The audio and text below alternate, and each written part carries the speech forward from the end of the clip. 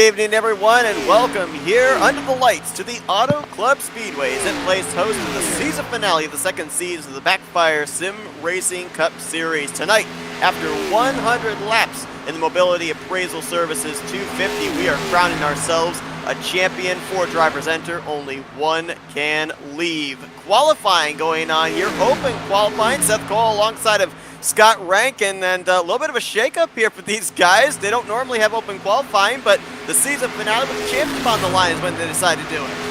Look, I'm a big fan of open qualifying. I mean, just the only problem is it obviously doesn't work so well with the draft and the implications coming out of the draft in NASCAR. But what this is like a tester session. This is your race. This is it right here. This is going to tell us a lot. I've got my eyes on the championship 4. Remember tonight, it's about 4 drivers. We've got to keep our eyes on Tom Bourne, fresh off a win last week, really strong form, coming right at the right time. Aaron Brown, he's been there all season long. For me, he's been the driver to beat. You got Cam Caldwell, his form in the playoffs has been phenomenal. Yeah, at the start of the playoffs it was quick, faded a little bit towards the end, and then finally, Kyle Gardner, the quiet assassin, the guy that snuck into the playoffs by the skin of his teeth, but he's still there, and he's still doing all he can, man. Seth, it's a pleasure to be here for Grand Final Week. We're looking at Tom Bourne, who looks like he's just completed his qualifying run. He's top of the board with a 40.499. Of course, picking up his first win of the season last week at Kentucky, which was enough to mathematically get him up here into the Final 4. The other drivers, as you mentioned, Kyle Gardner there in the 49 on pit road, sitting in the 11th position, and Cam Caldwell, I believe, is out on the racetrack right now in 14th place. Who would have thought, though, before we even take the green flag here tonight, that we'd already have a big story in the fact that 4-time winner Aaron Brown is not in the server, does not look like he's going to take the green, so our Final 4 all of a sudden turns into a Final 3. That's interesting from Aaron Brown. I really thought that he was the guy that would sort of have this marker on him. We saw it back at Michigan earlier in the season. He was one of the strongest drivers. It was only through a late charge on fresh tires that Bronson Stafford was able to pip him and knock off that curse. Seth, I'm going to be honest, I really expected him to come out all guns blazing here tonight. And again, like I said, even though the drivers around him may have been on form when it counts, for me, he was the driver to watch. He was the guy in the gun seat. And open qualifying, it just throws this big wrench into the works. It's so interesting, and you can see Tom Bourne's put himself 2 tenths ahead. And the smartest decision he could make was he set that lap immediately on the anchors, get off the track, don't want to mess with anyone else's laps. Great call, by the way, pulling the car up, but gets off the track. Why does he want to do that? He wants to prevent other drivers from getting a huge run. Cam Caldwell, keep your eyes on his qualifying lap, because if he's in this draft pack, he is going to have an absolute flyer. See what he gets here. He was 3rd on the board before crossing the start-finish line, and I don't think it counted that last lap, so he must have bump drafted. Yeah, it was a bump. There must have been a car contact in that lap. Oh, man, and he more than likely, I mean, he was right up on the back bumper of the car in front of him. I believe that was his teammate Dakota Knoll that was directly behind him, so he would have had himself a flyer of a lap. And here's a little bit of an idea of what we can expect to see when the green flag drops. Here's 3 wide with a number of cars out of Blue Motorsports in this vicinity. You've got the 88 there of Noah Owens. I believe that's on the top side, the 34 of Mike Sibanovsky. Ooh, Matthew Fleming getting close to the right rear quarter panel on the 88. But not only do we have the championship overall here tonight on the line, there's also a Final 4 this evening in the Best of the Rest Championship, where we're going to see, I believe the Final 4 are Matthew Fleming, Wesley Fuller, Matthew Rodriguez, and 2-time winner, actually no, correction, 3-time winner, Bronson Stafford, who, oh, by the way, won at the sister track of Michigan earlier on this season. I mean, and that's just it. Even though the drivers aren't out here playing for championship fights, it's the end of the season. This is a celebration of the season that was, and you want to see as many cars take to the track because it provides interesting scenarios. Is there going to be somebody that throws an inopportune block that adversely affects our what is now a championship 3? That could be critical. Is there going to be somebody that was in the playoffs that says, hey, I didn't make it, I've got beef with you, I'm going to take that out tonight? Because we've seen it before, we've seen it in real life. When you come to this end of the season, I don't like making enemies. I want to make as many friends as I possibly can, because if somebody else is out there making enemies, all of a sudden it sort of narrows the cars on track that I'm fighting, and that's always a good thing. the big talking point that we had leaving Kentucky last week was the rivalries we kind of saw come to light in that one. Would we see them affect this season finale? It looks like a lot of drivers that were involved in the controversy in the Bluegrass State are not in the field here tonight, so we are more than likely going to avoid that situation, which is going to be good. It's going to be nice to see these championship drivers battle it out amongst themselves. Not saying that they might not get caught up in somebody else's incident, because there's going to be a lot of pack racing here this evening, but at least not going to be anything out there with drivers intentionally trying to affect who wins this championship here tonight. Cam Caldwell just jumped up to second on the board, so that eliminates the Sky Motorsports front row, as Tom Bourne and Bronson Stafford had those positions for a good portion of this qualifying session. Let's see here with Caldwell off of 4 if he can better his lap and get Tom Bourne for the pole position. No, he was slower. About he hasn't got enough draft. Slower. Yeah. He's got Dakota Knoll there, but he had Matthew Rodriguez behind him for a time. Rodriguez wrecking off of 4, so all his drafting help went away there. Yeah, and critically, I mean, have a look at who the teams are that he was with as well. For Caldwell, he's got a minute left. He's got enough time to get back out there and probably get one more lap in, but he's running out of time very, very quickly. It has to be a quick out lap. He has to get there. He doesn't have the capacity to do a warm-up lap, get the car completely up to speed and go again. It's literally got to be go and go hard. But you know what, Seth? This also tells a different story as well. This puts Tom Bourne and Cam Caldwell, as it stands, on the front row together. Gartner right now would be back in 14th place, and what do we think here? Obviously, it's going to be no bonus points really affecting this championship. It's just whoever finishes the highest of the 3 drivers that came into this race in Final 4 contention. Is track position going to be key here at Auto Club? For sure, 100%. It's a little bit difficult to get the cars to overtake.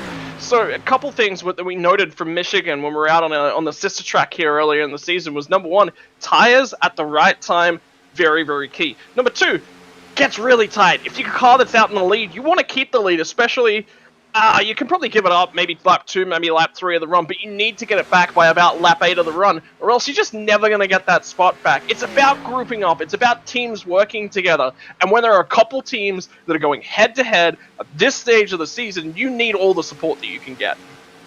All fine, wrapping up here, and it looks like it will be playoff contenders Tom Bourne and Cam Caldwell that will be leading us to the green. 3 drivers for the championship, 4 drivers for the Best of the Rest championship, and everybody else wants to end out the season with a W. Let's go down trackside for pre-race ceremonies here this evening, and let's begin things with tonight's invocation, courtesy of Pastor Zach Woods. Thanks, guys. Let's pray. Almighty God, I thank you for technology like iRacing that exists that connects so many folks from different walks of life and brings them all together for the passions of racing. Lord, as we wrap up this season, we pray that we might one more time have a fruitful and beneficial race together where we are driving with patience and wisdom. And Lord, we just thank you for an awesome year and new friends that have been made. And we pray all this in Jesus' name. Amen. And now let's honor America with the singing of tonight's national anthem. Oh, say, can you see by the dawn's early light what so proudly we hailed at the twilight's last gleaming, whose broad stripes and bright stars through the perilous fight o'er the ramparts we watched were so gallantly streaming, and the rockets red glare, the bombs bursting in air, gave proof through the night that our flag was still there. Oh, say,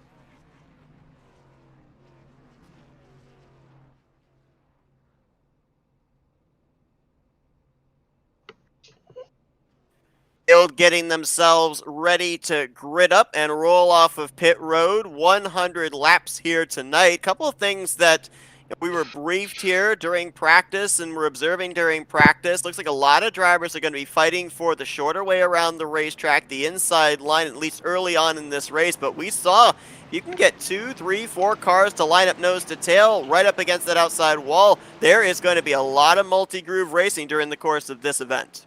Yeah, that's the benefit. I mean, and again, we saw that back at Michigan as well.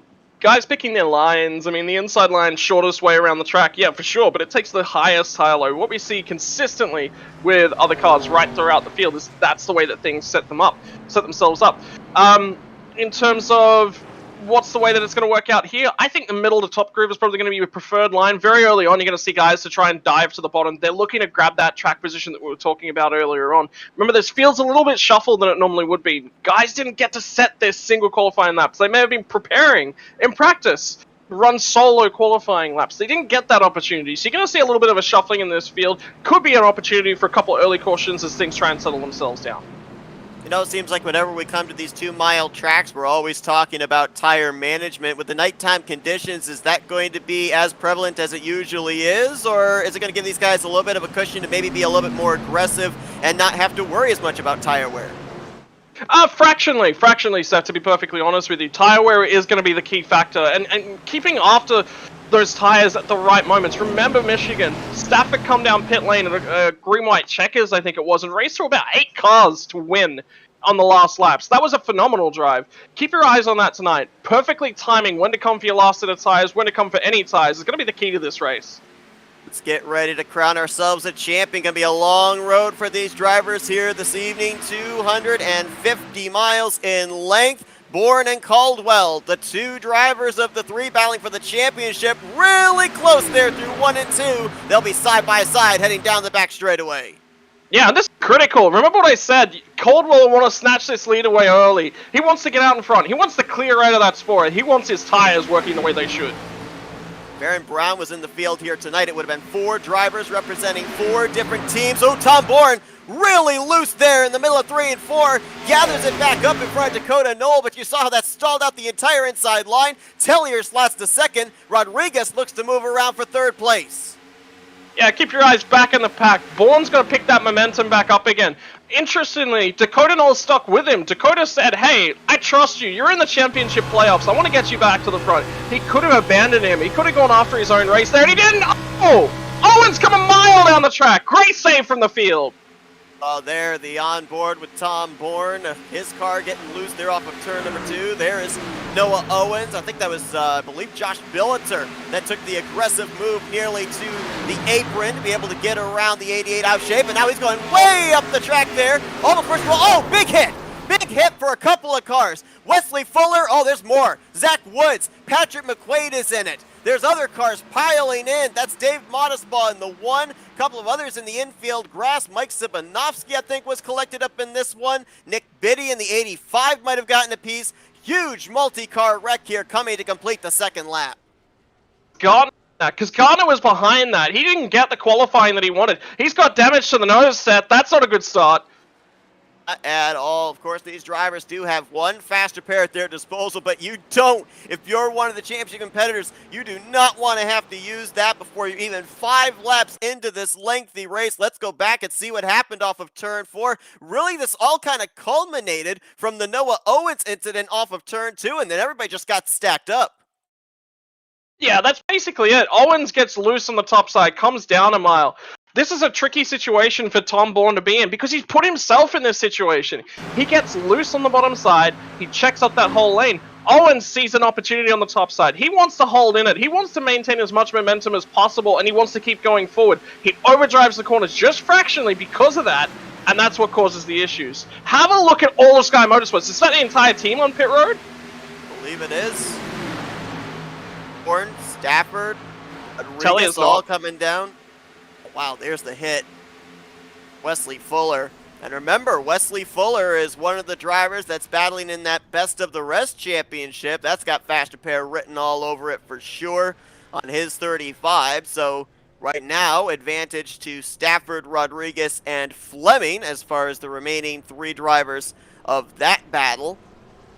Oh man, tough break there for Patrick Mcquaid, who almost last week was able to pull off the miracle of getting into the Final Four. A lot of damage on his machine. Zach Woods, who we heard do the invocation here tonight, found out that he's actually under the weather here this evening, so making a bad day a little bit worse for him, with a lot of damage on his Toyota.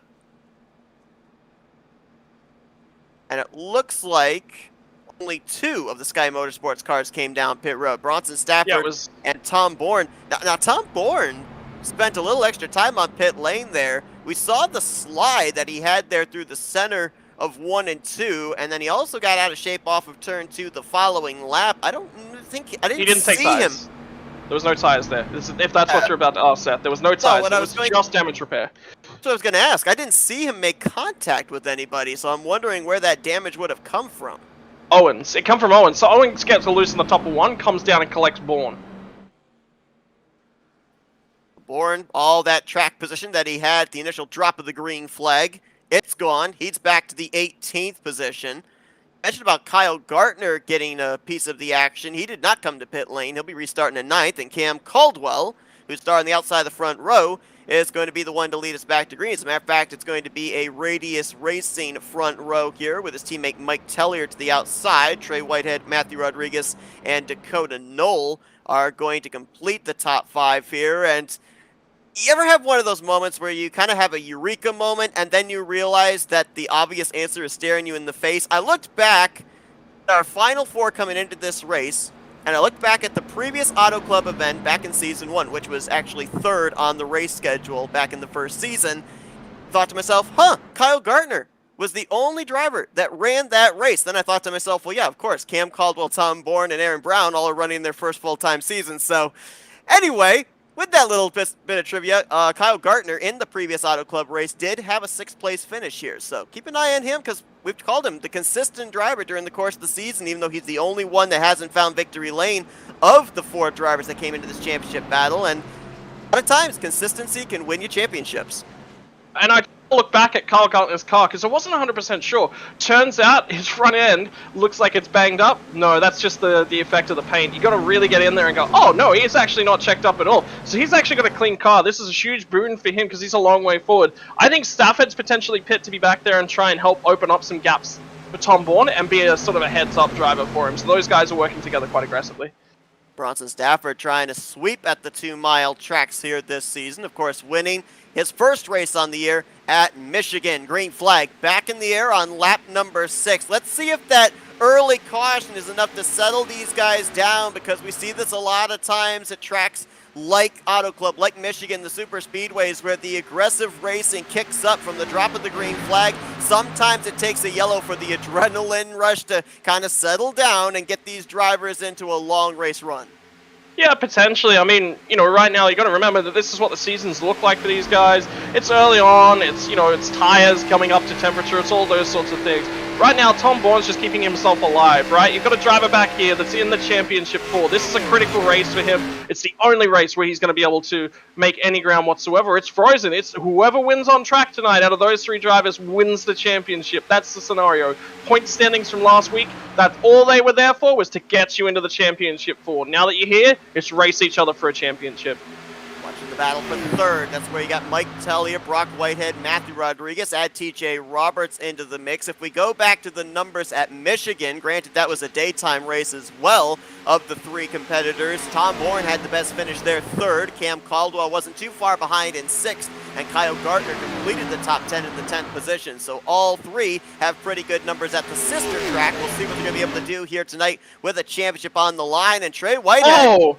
know that Cam Caldwell is battling for a championship, but Trey Whitehead wants to find victory lane. That's an aggressive move, but that just tells you exactly how Trey Whitehead's driven the entire season. He's been aggressive. He's looking for the space the whole way around. Caldwell's going to clear him off the run here, off the corner, but the top side is going to be where that momentum is. It wouldn't surprise me to see Trey just send it to the inside here and look for the move. Now, we ended up hearing, as I mentioned, that the top side was definitely going to come into play if you had drivers lined up. Is it draft that sends these drivers faster into the corner that causes them to run that outside line, or is it more the aero tightness just pushes them up the track so they just naturally let it slide up there to the upper groove? So a couple things. Auto Club really closes on the exit of 4, so you really kind of want to make sure that you've got the car completely turned once you're about 3/4 of the way through the turn, because otherwise you're just going to keep sliding up and the wall comes down a fair bit. So that's just the nature of the track. Additionally, what's going to end up happening is the cars are going to get quite tight on that long run, so yes, they're going to have more momentum whilst they're up there, all of these sorts of factors, but for me, the top lane is just the easy one on tires. You're a lot more gradual with the way you're turning the car through. Saw there Cam Caldwell. I think he's just being patient, Seth. I think that's exactly what it was. I think he waved the white flag of surrender, says, all right, you want the lead that badly? I'm keeping my car in one piece. Go on by me. Remember, all he has to do is finish ahead of Kyle Gartner and Tom Bourne. You don't have to win this race to win the championship, so good big picture racing there by the driver of the 12. Yeah, and look at the way that he's getting all the way up there to the top side. He doesn't want to side draft these guys this early. Why? Because side drafting does come with some inherent risks to it, getting too close, little bits of gap whack and those sorts of things. Just the way that things are. I mean, I'm an Aussie. I understand gap whack. That stuff happens to me all the time. But he also wanted to say, hey, I want to migrate towards the top side of this track. There was no support up there for him. There was no one drafting, none of that sort of stuff. It's just him saying, there's no need for me to be in very close proximity to all these cars, so I'm not going to defend it. This is a different move, though. I was noticing here that, I don't know if this was at the initial drop there of the restart green flag, if there was a stack up. We've only got 10 cars up in this lead pack. You got to go a second and a half further back to find Matthew Fleming and company, the second group. And you've got Bronson Stafford in the 16, who came down pit road, topped off the fuel tank there under that caution, trying to get to his inside. 4 cars in this pack, including also Joe David and Nick Schreiber. Then you got to go about another second and 2/10 back before you find Wes Fuller and company. Yeah, so what's going on there with Bronson Stafford? The reason that he came to pit road and just took the fuel-only sort of stop, he knows that right now he hasn't got the track position, so there's no reason for him to stay out. He's going to have to fight people quite aggressively to get those positions. He's going to burn up his tires. So what that means is that's a battle, that's an uphill battle. It's not necessarily the smartest battle. How does he create an advantage? He comes down pit road and creates a fuel advantage. That's him just thinking big picture racing. If this goes green, I've got more fuel than these guys. I'm going to get track position. If there's another caution and these guys up to come to pit road, I don't have to come down pit road. I've got options in front of me. It's just, yeah, big picture, trying to think his way through the race and set himself up. I think one thing we're going to be talking about quite a bit here tonight with these long green flag runs is that outside blue wall. We saw Trey Whitehead that last time off of turn 2, very wide off the corner, almost brushing the outside safer barrier. And as these tires heat up and the car continues to tighten up with the tires wearing down, cars are going to have a lot of difficulty getting off of 2 and 4. I think that was Josh Bilger right there, got wicked loose off the corner as he was trying to get to the outside of Dakota Knoll. And of course, as I said, you don't want to be this early on in the race, a faster pair in the hole. Unfortunately, that is the case for about 7 drivers.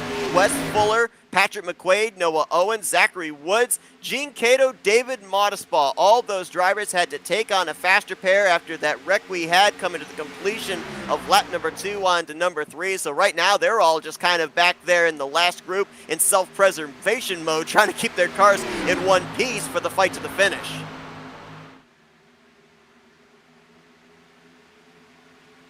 So move there by Mike Tellier.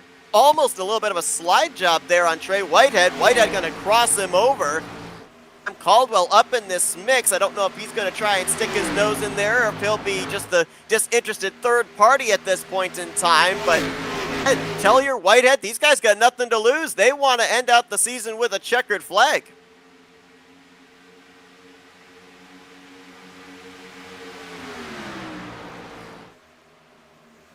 Now Caldwell would be the leader of the championship points.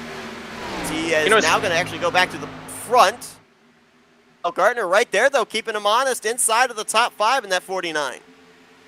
And look at Whitehead. Whitehead does not want to support either of these lanes. He's trying to break the draft so that Tellier can't get to him on the entry. Tellier doesn't get that huge run. All 3 of them opting to run different lanes so they get the air to the spoiler. They conserve their tires and they're quick if they need to be. Keep an eye on how they drive this next sort of lap. Caldwell's looking for the draft, but that pack behind's coming. And have a look who's in this. Brock Whitehead as well. Brock Whitehead wants to get up here and support his brother. Whitehead, of course, a former winner this season. To your point, would like to see his brother Trey Whitehead end out the season with a W. Trey's been close quite a number of times, had a runner-up finish back in the second race on the season, had the 2 poles to start off the playoffs as well, back-to-back poles in the first 2 playoff races, and doing a good job here, not letting either line be able to get a run on it. But I have to wonder, you know, the moving up and the moving down, back and forth, would that wear out the tires of the 33? Oh! I just spotted something, Seth. I've just gone back. Patrick Mcquaid and Tom Bourne made contact. Bourne got into the outside barrier, down onto the infield, no caution triggered. There's Bourne back in the 22nd position now, and way back here with Nick Biddy, Ron Gartner, a couple of drivers that sustained damage from the earlier incident but did not take on a faster pair. Patrick Mcquaid in 77, there he is, all the way back 24th place. And right now, running about a little more than half a lap down now to race leader Trey Whitehead. And the issue here for Tom Bourne is now he's got damage, and this is such a speed, momentum-heavy, aero package-heavy track, right? The aero package, why I'm saying the focus on that is because you want that aero package being as slim, as trimmed out. You don't want any parachute-style effects anywhere around this car as well. I'm just having a look back to the issue that caused it. Tom Bourne was trying to slide up into the top groove, and Patrick Mcquaid gets there and just doesn't make square contact with the rear end of his car. It puts Bourne up into the outside barrier, then down onto the infield. It was just those 2 that got caught up in it, but now they've got a mountain to overhaul if they want to get back up there. And I tell you what, Tom Bourne is slipping further and further back. He's got a long way to go to get back to motorsport. You know, a lot of people will call Michigan an auto club, a speedway slash super speedway, just based on the fact you end up having packed racing.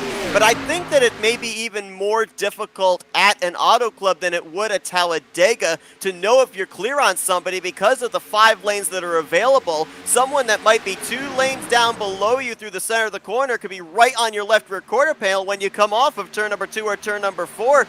Lot more difficult to know if you're clear on another driver than it would be at a super speedway like Talladega, where you've only got about, what, 3 lanes to have to worry about.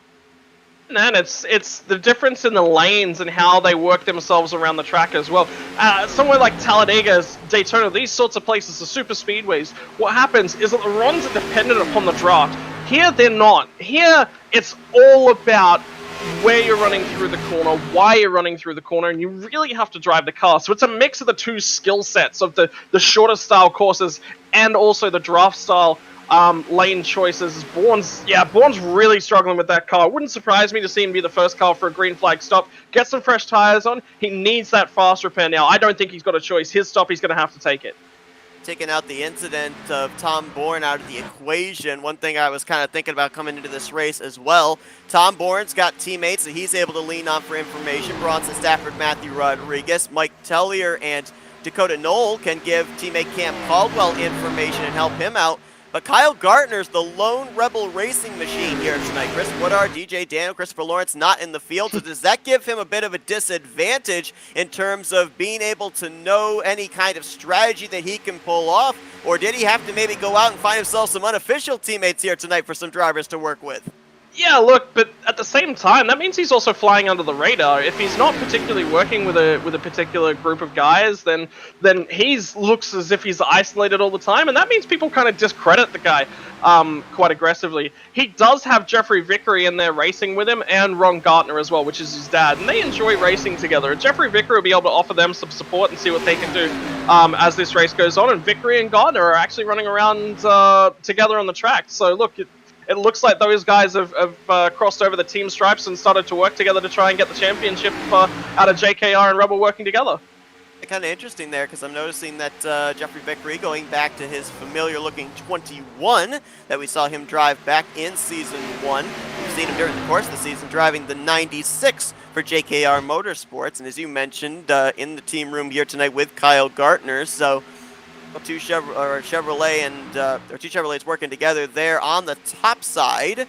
It's Kyle Gartner trying to get the 6th position away from Dakota Knoll. Matthew Rodriguez way down on the bottom, and Bronson Stafford, Matthew Fleming. Remember, those guys had lost the lead pack. Well, here they are. All of a sudden, we got ourselves an 11-pack front group. Matthew Fleming, Bronson Stafford, Matthew Rodriguez. Remember, they were all battling for the Best of the Rest championship, and throw a blanket over all 3 of them. from about the 10th to, or make that 9th to 11th position. Look at a few cars here that are starting to fade. Kyle Gardner got up to this sort of lead 3 or 4 cars, and then he just sort of, oh, he makes contact! This will be a caution. Oh yeah, Kyle Gardner got hit there in the passenger side door. He's headed for the inside, and I believe he clobbered the safer barrier. That'll be a Caution false is going repair. to fly.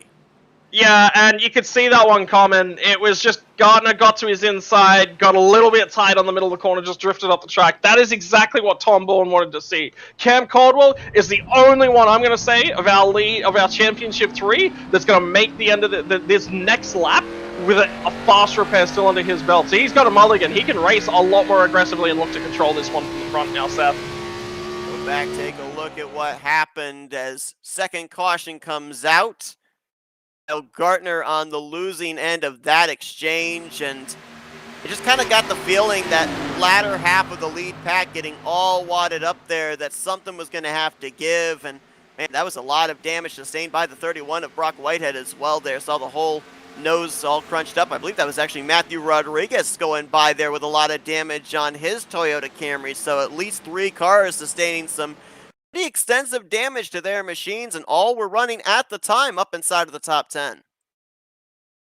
Look, I'm going to my verdict on that one. I really expected Brock Whitehead to actually... I probably didn't recognize that he was 3 wide, which is why he's come a long way down from the wall. He doesn't recognize that he needs to give the space to try and get everyone through that wreck. But look, it is what it is, and you know, it's ultimately a mistake by Kyle after getting squeezed a little bit in the middle of the corner that causes the wreck, but I think both drivers are definitely at fault there. On board with Matthew Rodriguez, it was the tail end of the lead pack, and watch how his lane to try and get through all of a sudden closes up. He was expecting Brock Whitehead, but still going to be up against the wall. Hits him pretty good with the right front of his machine, and I believe he actually has a tire down heading back for pit road. Obviously the suspension, the toe more than likely knocked out. He's returned back to the track and is a fast repair in the hole, and the leaders have hit pit lane. Cam Caldwell with the number 2 pit stall, obviously with starting on the outside of the front row. There's Tom Bourne, the 54. It's going to be the 33, Trey White, who's going to win the battle off of pit lane, and looks like he'll be the one to lead us back to the green. I'm not 100% sure if Bourne took a fast repair, to be perfectly honest, Seth. I'm going to have to ask you for this one. No, he did. He definitely did. He Yes, did. he Yeah, did. I see it. He took on a fast repair. A number of others actually took on a fast repair here under this caution as well. Whitehead in the 31. Matthew Rodriguez, as mentioned, in the 57. Kyle Gardner also took on a fast repair. And Ron Gardner had not taken on a fast repair after the first yellow. He took on a fast repair here. So only 25 laps into this race, and I believe just at quick glance here, I think we've got 11 drivers max that still have a fast repair left to be able to fall back on. I mean, that's huge. There's still 3/4 of this race left to go. Yes, this is going to be an interesting restart here, Seth. All the drivers opting to come down, top off on the fuel. There was a reasonable run there, 20 laps or so of green flag running right there, and tires definitely degraded. We're a quarter of the race distance through now, and they've got, you know, 5 further sets of tires sitting down on pit lane for them. I think it's the right call from just about everyone. I think the race is so short here tonight that you've got to be aggressive with the way that you're using your tires. If there's a caution now 5 or 10 laps from now, I'm coming back down. I'm grabbing another set of tires. It's going to put me to the rear end of the field, but if we get any sort of long run, or if we get a 2 or 3 lap burst, and then another caution, everyone else will come down to that next caution. It puts me up front with next to no damage on the tires, and I get control of that race back. Remember, Tom Bourne started on the pole. He's back in the 14th position after his troubles early on in this one. Kyle Gardner started 14th, but had worked his way up into the top 10 and was making forward progress before bringing out this most recent yellow. You mentioned track position, very important. Caldwell has had that. He's going to be on the outside of the front row for this restart. So if you're the driver of the 54 and the driver of the 49, how has the last 25 laps entirely changed your strategy here for the final 3/4 of this race? Well, Kyle Gardner was still doing his regular... I don't think anything for Kyle Gardner changes at all. He was playing pretty passive, was just sort of chilling out. Tom Tom's got pace. I don't think anything changes with Tom. He knows what he needs to do to get back to the fore. He's just got to be a lot more cautious now, and Kyle will be exactly the same. No fast repair, no mulligan, no replay, no redo, no rewind, even if you come from other games. So, look, I mean, you know, he's got to set himself up here, and it's a big opportunity. Cam Caldwell right now, I think, is going to be a little bit aggressive. I think he's going to wrest control this race away from Trey. Did he just blink out? Is he gone? Oh, he's back. He's back. He's back. My goodness, that would have been huge if he had fallen out of the server. The only driver up to this point that hasn't had an issue in that Final Four, but he reappears side by side with Bronson Stafford, who, you remember, came down pit road under the first caution, topped off the fuel tank, was able to drive his way back up into the top 10. Good track position now for the 16. Yeah, and again, heads-up driving, heads-up strategy was trying to create that sort of an overlap. Ultimately, with the 6 set of tires. Oh, no! Don't do that to a championship driver! Shoot, he's coming down pit road. Don't think he hit anything. The caution is not good. Oh, no, he's hit the pit wall. He has hit the pit wall, the tire barriers. No, he's going to have a speeding on pit lane. He's going to have a entering pit lane unsafely penalty. So there's 2 big penalties. He's going to lose a lap here. Oh, we mentioned the fact that up to that point he was the only driver of the championship four that hadn't had an issue. Commentator's curse might have struck right there. From the lead, contact between himself and Trey Whitehead. Whitehead paying the price for that as well, as he's all the way back to 17th. All of a sudden, we've got a new cast of characters to the front. Matthew Fleming goes to the point. TJ Roberts follows to second. Dakota Knoll and Joshua Billiter are your top 4 crossing the start-finish line. Yeah, so this race has changed dramatically. Cam Caldwell, remember, he's got that penalty at this stage. He's asking to get it cleared. We'll find out in the coming moments whether or not it'll get cleared. It should be, because that was not an intentional action to go down pit road. Absolutely agree with you. We'll follow up on that as he's come back out onto the racetrack. Let's see if we can quickly drop back and take a look at the replay. What happened there as we saw him just at the latter portion of that spin. Thing I'm worried about is we're going to see here on the replay, he made contact with the right rear into that tire barrier just before the pit wall begins. There it is. I don't know how bad that damage is going to affect him. It pops his car up into the air. Saw how Tom Bourne was falling away from the lead group when he had his damage on the last green flag run. I'm going to be very curious to see how that's so lucky to get away with that aerodynamically.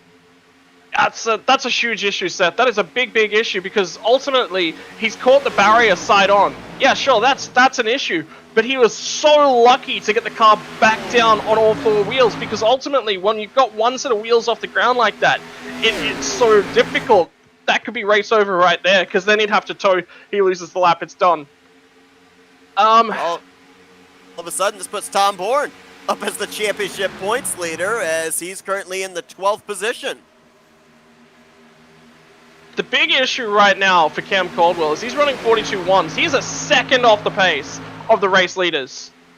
And that car is not settled. Also running about 9 seconds ahead of this lead group, so he's in big danger of going a lap down if we stay under the green flag. And the one big factor that's going to work out for him here, and the thing that's in his defense, is there's only one car 1 lap down at this point in time, and that's Ron Gardner. The problem now is that Ron Gardner, I think, got a fast repair, and I think his car's back to full strength, so he's going to range up really quickly. No, Gardner's got front end damage, so Gardner may not range up on him yet. Gardner did take on a fast repair, though. You are correct on that, but I'll tell you what, Caldwell might have a little bit of hope, because the way they are racing right now in this lead group, this looks like it is a onion waiting to brew. Joshua Billiter was out of shape. Joe David was out of shape. There's a lot of guys that are slipping and sliding around 3 wide, almost 4 wide on occasion through these corners. Brock Whitehead looks like he wants to go. Bronson Stafford looks like he wants to go. They're all boxed in right now, literally almost pushing their way through this group.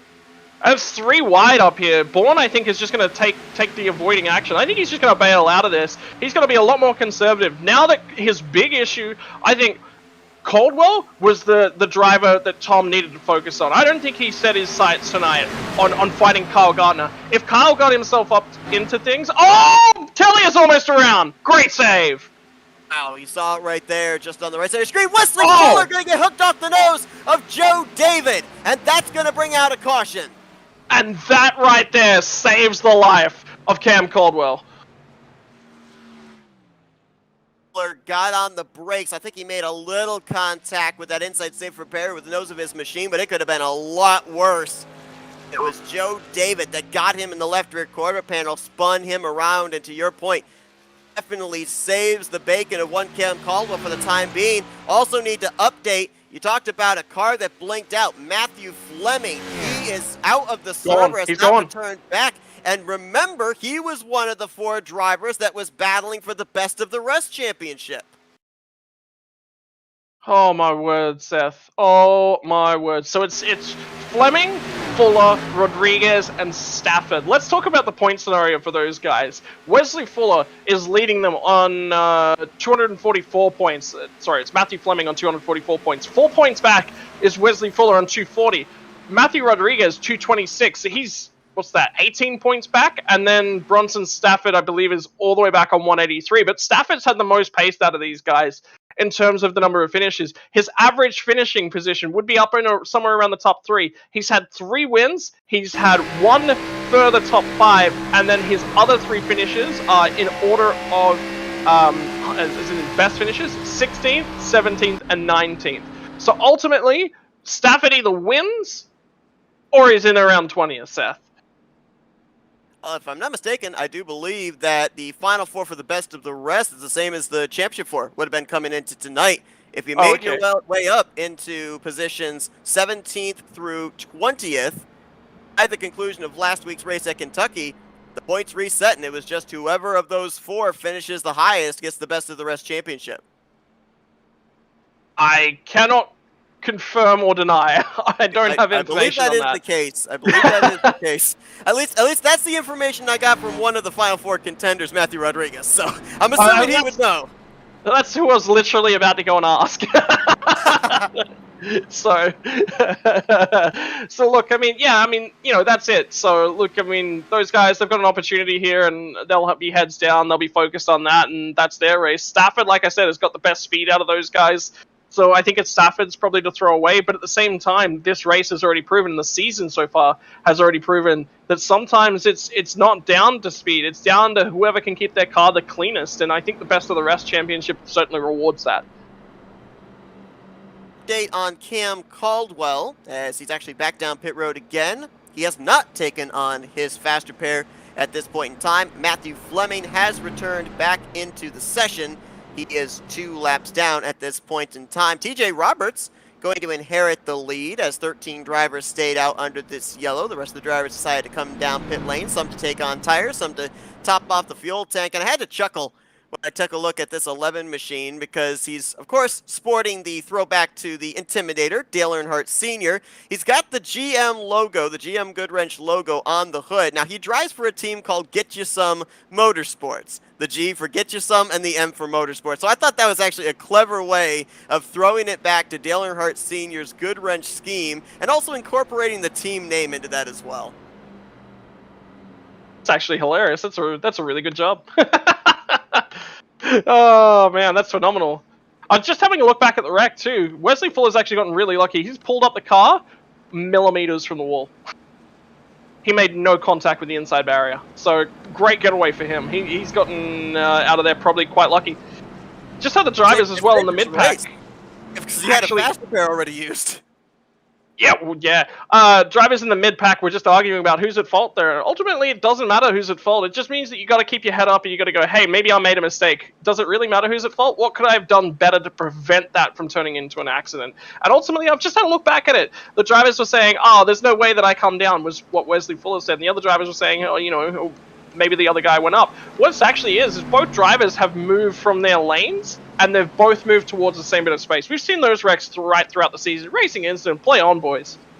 Yeah, and of course with the pack racing too, a thing we haven't talked about tonight that we saw with the onboard of Joe David is there's going to be checkups. I think it was the 31 for sure. and Brock Whitehead was ahead of the both of them, and that's what caused them, that checkup for both of them to try changing their lines there, leading to that contact. So it's another thing these guys have to keep in the back of their minds with how close proximity racing we're going to be having here for the remainder of this race at Auto Club. But TJ Roberts, Jeffrey Vickery going to bring us back to the green. 64 laps to go here at Auto Club as the entire top 10 looks entirely different from what it did before. Dakota Knoll, Josh Billiter, Brock Whitehead are the top 5. That's Joe David, Mike Sabanovsky, Zachary Woods, Nick Shriver, and Trey Whitehead, the top 10 through 1 and 2.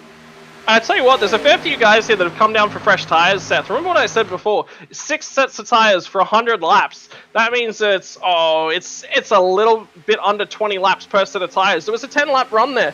Good opportunity to come down, get a fresh set of tires, and be one of the quickest cars on track. There's going to be a whole bunch of guys that are going to start making moves here in a few moments.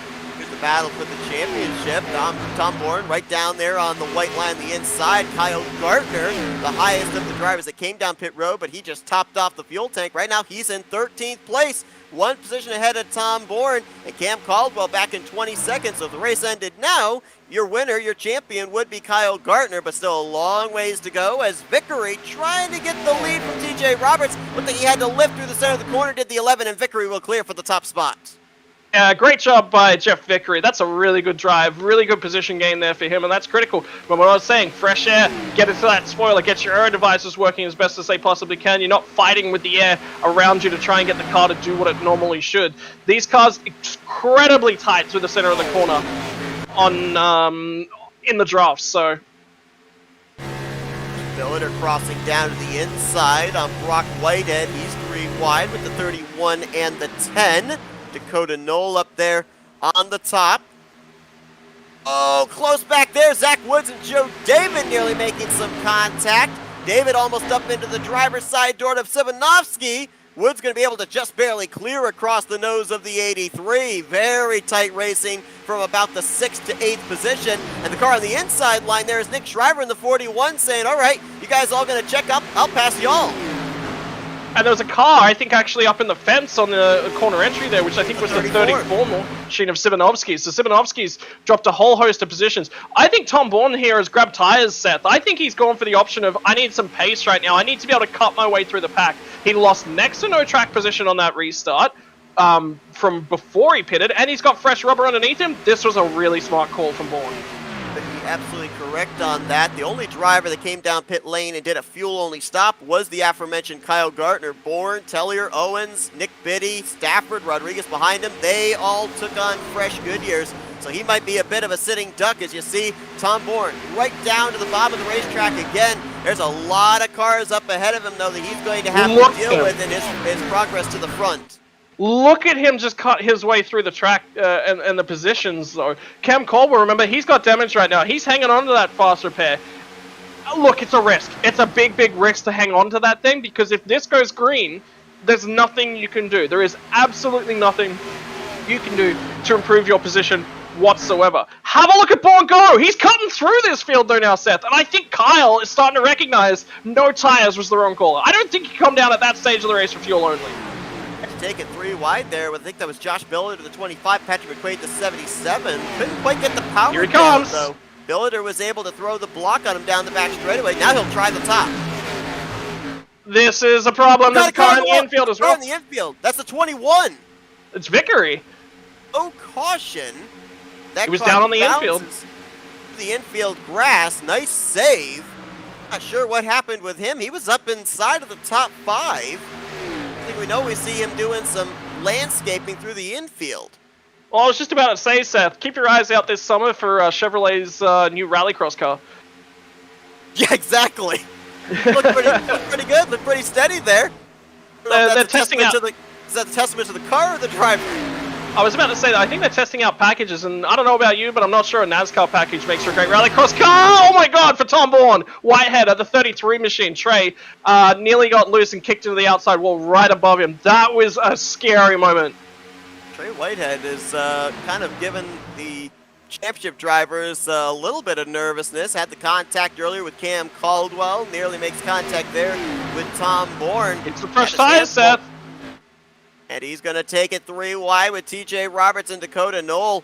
Right now, Tom Bourne will have the race lead in the next 2 laps, might even have the race lead by the time we get to turn 1 this next time by. Just look how he's able to get his car all the way down to that white line. Everybody else on these older tires, they can't hook the bottom like that. I'm sorry, Seth. I pulled the crystal ball out at the start of this race, and I said tires at the right time is going to be the critical factor for tonight. Look at Bourne. He's called it perfectly. Talia's going with him, though. Talia's not going to give him this one for free. So he's going to be careful about the way that he races all of these guys. Because remember, they got nothing to lose. They're out here fighting for a race win. Bourne's got a championship. But look at him cut through. Oh, bear in mind as well, that 47 of Tom Bourne is a Radius Racing Chevrolet, a teammate to Cam Caldwell, as well as that 10 of Dakota Knoll, who's alongside. So, not going to let Tom Bourne have this race lead that easily as Mike Tellier, as he's in the 4th spot trying to get around Knoll and Brock Whitehead just up ahead. So things have settled out a little bit here in this lead. Let's go back real quickly, see if we can find out what happened to Jeffrey Vickery off of turn number 4. He's drifted all the way back to the 19th position, still with a group of race cars, and kept that car in one piece after a wild ride through the infield grass. Oh, TJ Roberts and he were battling for the race lead. And it looks like the 11's just going to push up. See his left rear quarter panel. He brushes the wall. It directs his car down to the infield grass. And you see there, the car jumping up in the air a couple of times there over the AAA logo in the infield. Back safely onto the racetrack, though. Looking at that one, I feel like he just got loose on the top all on his own. I don't think there was any contact in that one, so... Hey, great job by him to keep the car pointed straight and not bring out the caution. That's actually some great driving. Thumbs up for that one. It's an interesting aspect of the outside wall here at Auto Club. It's one of those tracks where you go up and you brush the wall. It's like it sucks you in. It's hard to be able to get back off of it. Loses you a ton of momentum. And to that point right there that you saw with the 21 going to the infield grass, that was him trying to turn the car off the wall. Once it finally was released, it was pointed in the wrong direction. So the last thing you want to do is go up into that outside wall, because it is going to cost you a ton. Yeah, so there's something from physics that the way that really works. So if you've ever seen a tank drive, it's effectively exactly the way that a tank drives. Like, it's what's called skid steer driving. Effectively, what happens is when you go up and you brush that outside wall, the right-hand side of the car is getting slowed down, but the inside of the car is isn't really having it. Gracious, sorry to cut you off. Brock Whitehead with a huge save there through 1 and 2 after he got tagged. Oh, now we're wrecking. I got us in it. Kyle Gartner. That's it. His championship run is done. Big hit for the 49. Nick Shriver's involved. Oh, I think he just got nailed by David Modespaw. John Gartner is in it. 33 of Trey Whitehead was collected. Caldwell snakes his way through. TJ Roberts in the 11 got a big chunk of it there. That car badly damaged. You see it skewing to the right. The suspension completely mangled underneath that machine. My word. The championship, Seth, it comes down to 2. Started with a spin and a save. Brock Whitehead, after he had some contact courtesy of TJ Roberts. I thought they were going to keep it together, and I don't know if there was further contact or if someone checked up behind. Let's see what happens here. Brock trying to save it. More contact there from Trey Whitehead, and then Zach Woods going to get him in the left side. Joe David got a piece of it. You saw back there in the background that 49 of Kyle Gartner. Big hit for his Chevrolet, and a lot of it was to the front end.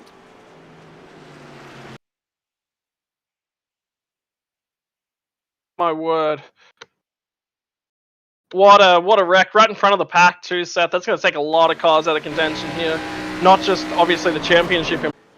Well, sometimes it's the moves that can save your championship. Let's ride on board with Cam Caldwell, who was quite a ways back behind where the incident started and was able to creep his way almost literally through the incident to keep his hopes for this championship alive. To be honest with you, Seth, there's 2 different ways to have a look at this one. You can have a look at it from the view of David Motorsport, whereby he stays in the gas a little bit coming through 1 and 2, and he just smashes straight into the wreck. Whereas you could take a look at it from Cam Caldwell, and Cam Caldwell's like, well, what's the point in running in here as fast as I possibly can? There's next to no point. If I just crawl my way through this, I keep my car alive, I keep myself in play for a championship. And different mindsets, different ways that you're looking at wrecks, and different ways that you look at approaching them. We saw there with the onboard with Cam Caldwell, he almost did get a piece of the wreck, had to swerve to the right late to avoid the 33 of Trey Whitehead, who was coming back up onto the racing surface.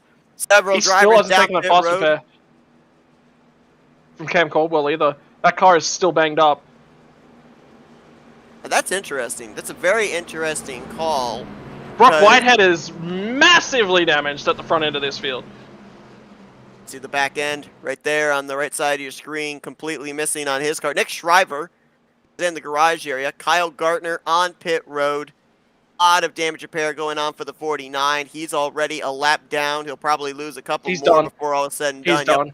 he is out of the championship hunt. So now it comes down to the Toyota of Tom Bourne, the Chevy of Cam Caldwell, and Caldwell's car is not at 100% at this point in time. Tom Bourne is a faster pair in the hole, and there's still half of this race left to go. So we've already written some very interesting opening chapters here for the finale, but the story is still yet to be written for the conclusion of this one. Yeah, this is critical, Seth. I think with the amount of cars that piled into that one, Cam Caldwell had to take his faster pair there, but he didn't.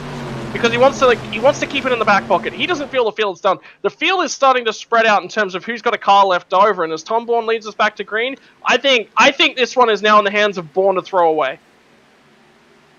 Right now, according to my telemetry, 6 drivers still have a faster pair available halfway through this race. Mike Tellier, Dakota Knoll, Jeffrey Vickery, Cam Caldwell, Nick Biddy, and Matthew Fleming. That is it. They're Everyone wrecking else again, is preparing, they're wrecking again. That's Gene Cato and Trey Whitehead, and someone clobbered the outside wall. Zach Woods in the 60, I do believe.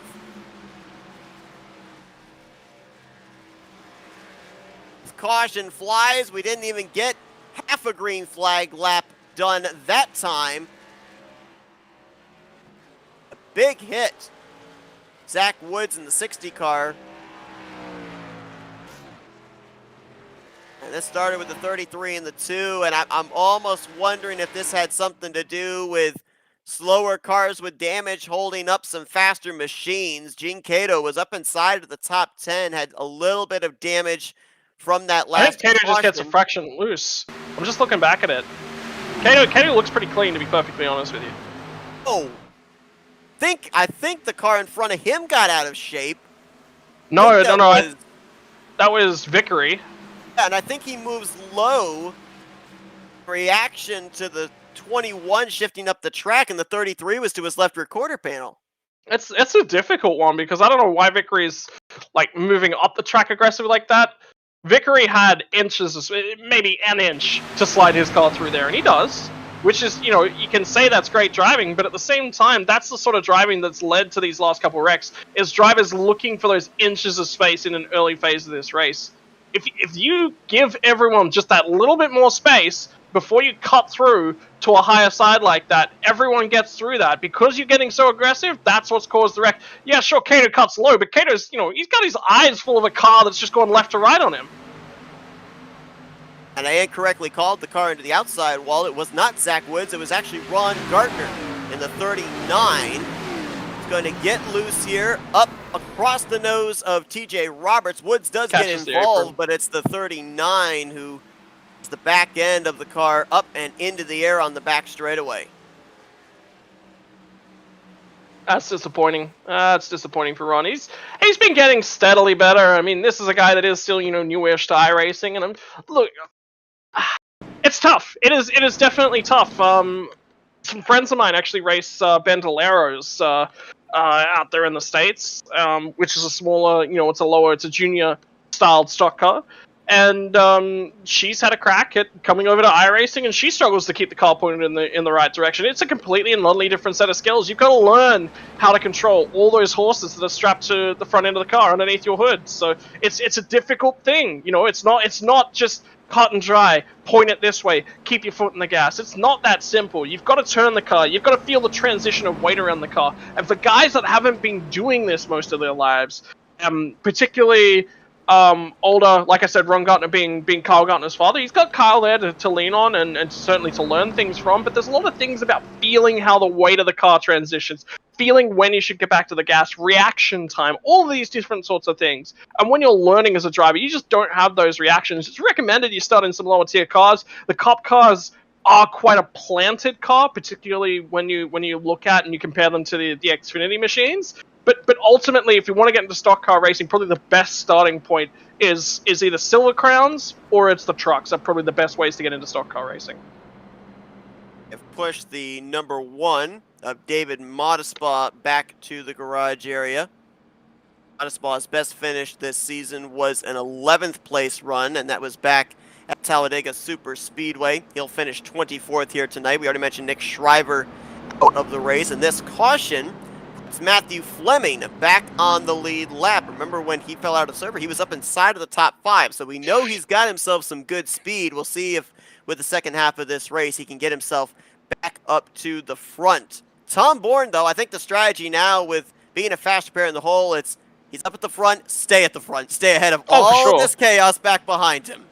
Yeah, 100% for sure. It's not even close, baby. Like, you got to stay up here for sure. There's nothing you can do. At some point, you're going to have to come down. You're going to have to take tires, but you're going to also need to cut your way through the field. And, he's got Bronson Stafford out there that's going to be picking his way through the field and calling strategy. He's got Matthew Rodriguez. There's a whole bunch of team support out there for these guys. So, that, there's a whole bunch of abilities to go in different directions as well and see which way that it's going to pay off. What about the strategy call for Cam Caldwell? Because he still has his faster pair to fall back on, but with that car off the pace, he's giving up track position. He's got to take it. I think it's too late now. He's got to take it. He has not taken it yet. We'll see if he's going to be up to speed here, restarting in the 9th position. I think that he's probably going to free fall through the pack again. Again, the contact that he had was to the right rear of the car with the tire barrier at the entrance of pit road. When he left that, I did not see any visible damage on that machine, so I'm not necessarily certain just how much he is fighting in terms of damage and in terms of the loss of speed on that car. We'll certainly find out here if we send him a long green flag run. Matthew Rodriguez trying to make it a Sky Motorsports 1-2 here, trying to get around Tellier in the 47. Tellier's going to have a drafting help, though, from teammate Dakota Knoll down the front straightaway on the top side. Yeah, so it'll be critical to see where these guys go. And remember that, Rodriguez is in that hunt for the Best of the Rest championship as well. But look at Bourne. Bourne is just cruising. Bourne is in control right now. There's no one. He wants to see these guys fighting back up there in the rear view because they clog up the track. They remove momentum from each other. And have a look at Stafford cutting his way through the pack back there as well. But keeping my eye on that 16. He seems to be one of the few drivers that we know has the speed to get to the front, but he's just been biding his times, preserving those good years, I do believe, for the long run. We'll have to see when he feels it's time to pounce, looking for his 4th win on the season. Rodriguez going to clear Mike Tellier for second, and here comes Patrick Mcquaid in the 4. I mean, Mcquaid trying to make it into the Final 4 last week at Kentucky, came up just short, but he was up there inside of the top 3. Pretty much the final 25, 30 laps of that event had a shot to possibly win that thing, so we know he's got great speed, and if he can't win the championship, at least you try to go out there and finish out the season in victory lane. For sure, and I mean, if you have a look at Mcquaid, he's been, the whole season long, he's been trending in the right direction. He's done a lot of work, and talking to him last week, he sounded like he was a little bit disappointed that he didn't, make it in, but it was close, and that's honestly the best that he's looked at on track, and to come out here the very next week and put his car in contention, this is phenomenal for Mcquaid. Gardner's return to the track, 20 seconds, 6 laps down, again effectively out of this championship, but trying to finish out the season as best as he possibly can. Brock Whitehead, he will pass him in a couple of laps as Whitehead still sits on pit lane, getting damage repaired to both the front and back end of that machine. Battle's going to be for 3rd place. Patrick Mcquaid on the inside, top side Mike Tellier, and back there you got a couple cars high, wide, and handsome through 3 and 4. That was Mike Simonowski in the 34, and I believe that was 25, no correction, 35 of Wesley Yeah. Fuller, you're right, who is have a actually look at making his way Stafford. back up towards the front. Stafford used that to cut his way through. Mcquaid just got in a really awkward spot, and Dakota Knoll didn't know that Stafford was going to the outside of Mcquaid, and Mcquaid knew it, and Mcquaid let that happen. That's really good heads-up driving for Mcquaid. He recognized that he wasn't going to be able to get through there because he had a car that was going up and squeezing that space away from him. Knoll would have been blindsided to him. He would have had no clue that Stafford was going to McQuaid's outside. Stafford's going to lose 4 spots from it, but he made the right call for everyone's benefit, and that's what I need to see a lot more of in the league. Is a lot of those drivers in that instance just stay match, foot into gas, keep it there, cause a wreck. That's what you got to prevent. It's going to drop back to the 7th position now, trying to hold off a side-by-side battle between Cam Caldwell and Wesley Fuller. And, we were wondering about the speed on this 12 car. It looks like he is still up to speed with these guys. He's been hovering between 8th and 9th ever since going back green. As he comes around there on that camera shot again, I just don't see any visible damage around that right rear wheel well where we know he made the contact with that tire barrier, and he has not taken on a faster pair. Yes, that's a great job. I mean, he's doing a really, really good job to continue cutting his way through the field. So, great job by him, doing everything he needs to potentially do. And now he's just sitting there and enjoying himself. I mean, he's played himself into contention as Caldwell. There's still a stop to go from here. These guys don't get home, so, he's leaving himself room. If this goes green right up until the next pit stop, and it's under green at the next pit stop, he'll take the fast repair then, and he'll take tires. He may even come down fractionally early to get that set of tires and get the fast repair out of the way. He plays a big risk by doing so, but at this stage of the race, I think we're starting to settle into a long green flag run here, and I think it might actually be the call of the race. Well, last year in the Final Four, it was JKR Motorsports versus Rebel Racing, 2 representatives from each team. Here in the final stages of Auto Club in Season 2, looks like Here we it might be comes. looking at Sky Motorsports versus Radius Racing. They hold all 5 of the top 5 positions with Cam Caldwell back there in 9th place. And have a look at Rodriguez, gets all the way up there. I have a feeling Noel's going to try and slide up here and take this away from him. Bourne's fighting Tellier like tooth and nail, and now he's got support from Stafford. This is a huge run. Tellier has made the wrong call. He's trying to see if he can get Tom Bourne out of the top position, trying to give his teammate Cam Caldwell a Oh, shot. Rodriguez! Big run there on the top side by Rodriguez. Can he get to the right side of Dakota Knoll off of 4? Not quite. Knoll closes the door on the 57. Yeah, Tellier's burned up his stuff trying to race these guys, and Dakota Knoll says, you know what, I'm going to have to go with these guys, buddy. I mean, I know you're on my team, I know you're one of my friends, but I'm sorry, man. These guys know what's up. You're in the wrong position right now, and he's done the great job. Look at Mcquaid coming back to these guys as well. This is a really good response. Mcquaid kept his car alive in those early phases. Remember that awkward situation? Well, he's back up here, and he's going to race through this one out as well. Great run for the 34 of Mike Zibanovsky there. Oh, as yeah. Well, best finish of the season so far, 10th place. And if he continues to hold where he's at, he will beat that by a good margin. Been able to keep himself out of trouble after the early incident back on lap 3 where he had to take on a faster pair and do an exemplary job in that Ford. Have a look. Here comes the run, though. Dakota Knoll and Bronson Stafford are starting to hook up. What do you think Stafford's going to do here, Seth? Because, I mean, this is teammates 1 and 2. Stafford understands that this is for a championship. And he also knows that right now, the big competition for best of the rest is also a teammate. So it's teammates controlling both classes. Exactly, yeah. It's a very interesting situation for Stafford because obviously he'd like to play defense for Tom Bourne and Sky Motorsports, the big championship there, but he also wants to keep Matthew Rodriguez in his rearview mirror, gets that best of the rest championship after what's been a great season for Stafford, 3 trips to victory lane in a limited schedule. So just right now, I'm glad I'm not the driver of the 16 having to make that decision. Have a look at Matthew Rodriguez. Tellier had a big send on the entry to 3 and 4. Matthew Rodriguez gets down there and covers that off this time by. These guys are having fun. Ultimately, they know they're not out here for a championship. They're just turning laps. They're enjoying themselves, and they're making big sends. Update on Cam Caldwell. There he is, battling with Jeffrey Vickery.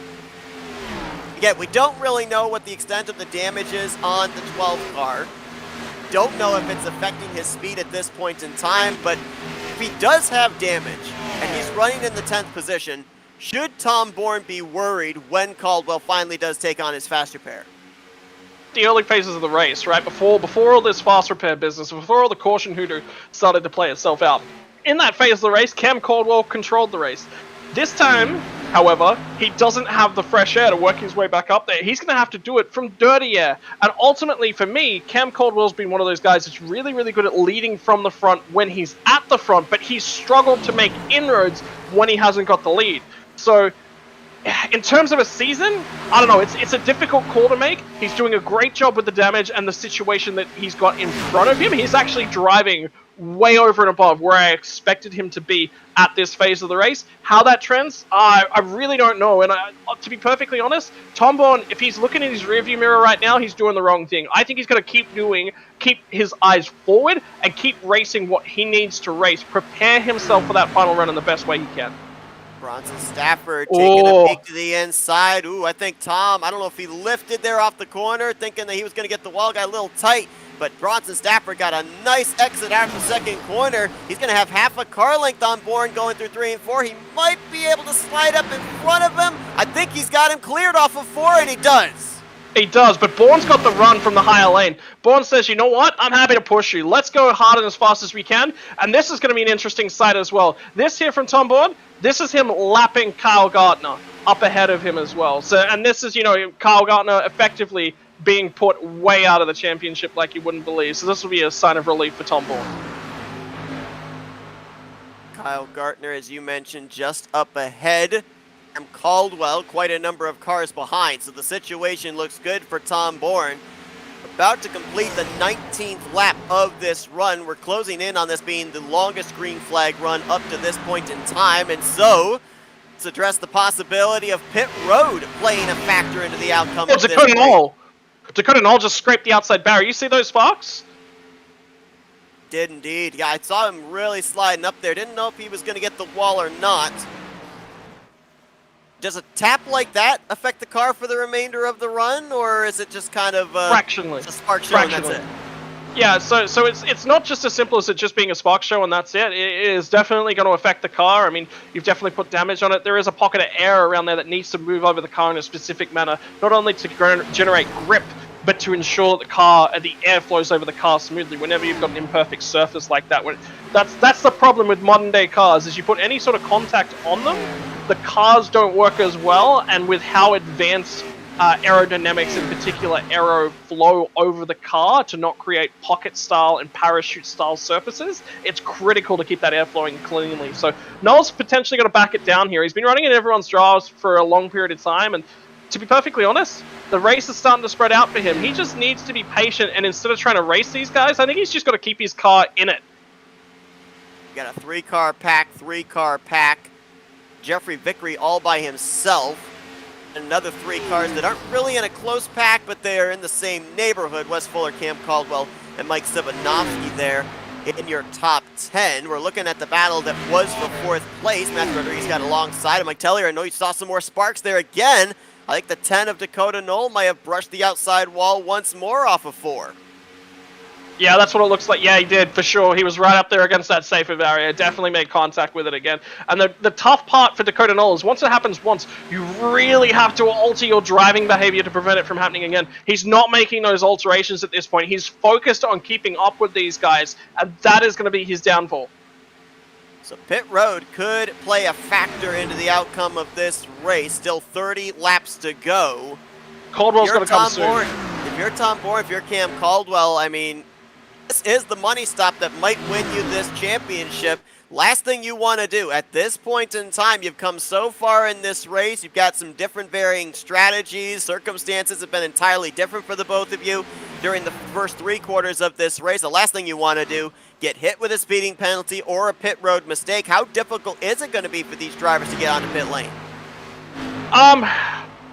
Caldwell's in an all or nothing scenario. Caldwell is just going to go as hard and as fast in a pit lane entry as he can. And if it happens, if he gets that speeding penalty, he's got to make stuff happen. He can't just sit back here and let his aero be a problem for him. He has to come down. He has to get that fast repair. He has to be quick on pit lane entry. So he's got to push those margins. And unfortunately, if it happens, that'll be it. There's nothing he can really do from that point in time. Such is life. But he cannot afford to just let this keep running away from him. In terms of Tom Bourne, Tom Bourne's going to take it real easy. There's zero reason for him to push. If he cedes 3 spots right now, 4 spots right now, just due to pit lane entry, he loses nothing in terms of the championship. He's still a champion. Again, it's looking like he's more than content to just ride behind Bronson Stafford, realizing the situation. He doesn't have to win this race to be able to win the championship. Bronson Stafford trying to win a championship here tonight as well in the best of the rest. And Dakota Knoll trying to be the spoiler in the Sky Motorsports party, the last driver in this trio in the lead pack. You saw back there Cam Caldwell in a bit of a tussle with Wes Fuller. That's for the 8th position. Mike Tellier and Matthew Rodriguez, they continue to run nose to tail along with Patrick Mcquaid. So do we end up seeing Group 1 and Group 2 come down together? Do we see them come down in separate groups? Or do we see all 6 of these drivers kind of split off on different laps? You're gonna see mixtures of strategy. The critical factor here is that of these 6 cars, 3 of them are Sky Motorsports, so they're all going to come down together. And if anything, I think you're going to see Rodriguez. Remember what I said, Bourne's going to be really conservative on pit lane entry. Stafford probably also going to be conservative on pit lane entry. He's quite quick at the moment. I think he's got the best car in the field right now running out the front, and we saw that at Michigan. He was the fastest guy there, won that race. For me, I think Rodriguez is going to be aggressive on pit road to try and get back up here, gain a couple of seconds back to Stafford and Bourne, and if he can attach himself, you'll see those 3 sort of run away together. The critical factor is that Tellier and Dakota Knoll are separated. If those guys were together, if those guys were communicating, if those guys were in the realm of being able to work together, they would come together. But right now, Sky's just got that positional advantage over them by having 2 cars linked up. Stops on the horizon, 25 laps to go. 4 you gotta come. Caldwell's gotta come soon. Tonight. He can't let this go much longer. If this goes another 10 laps, it's over. It is over. And he is right now, well, 7 seconds behind the race leader Bronson Stafford. So far this evening, 3 drivers that took the green of our championship 4. Every single one of them have met with adversity. We're down from 3 now to 2. Kyle Gartner involved in a number of incidents this evening. 5 cautions during the course of this race. 12 drivers have taken a turn out in front. Saw Bronson Stafford make a little bit of a move there on the back straightaway as if he was trying to throw a block. I'm not sure what that's about. You see Tom Bourne actually making a charge to the inside. So I guess the content to ride is out the window now for the 54. He wants to get back in the clean air. Be clean racing. I mean, he's trying to look after his tires. He's trying to extend. Remember what I said? The way that this race changes is Caldwell has to come early just due to the damage. He's falling off. He's losing time to these guys quite aggressively. So Cam Caldwell just lost another 0.2 of a second. The previous time by, he lost half a second. He can't afford to just keep dropping time to these guys. He can't afford it, right? Which is why he's got to come earlier. The damage is putting wear on his tires. He doesn't have a choice. He's got to pit early. He's got to go for the undercut. The undercut here is so strong. Lap times during the qualifying period, we're in the 42nd, the high 42nd range. Right now, he's running in the 43s. So there's 2 seconds there that he's really fallen off the pace. If he can calm down, if he can close that off, I think his gap to the leader is, in terms of Cam Caldwell, 7 seconds. He only needs 3 laps and he's there with the leaders. Thing I'm wondering here, though, is we got a lot of drivers that are out there with battle scars. A lot of them having to take on faster pairs in the early portions of this race. Those 40-second lap times you're talking about is when drivers are running in draft with each other. Is there a guarantee for Cam Caldwell, if he short pits, that he's going to come out with some up-to-speed drafting help? I don't think so. He's going to fall back into those clutches, but at the same time, he's going to have full aero structure working for him. So his pace is just going to completely and utterly return to normal. And Rodriguez to pit road. Here's your short pitters. Jeffrey Vickery as well. There's a call from these guys. They're making an adjustment. Remember what I said from Rodriguez? He's the one that needs to catch back up to his teammates, back up the lead.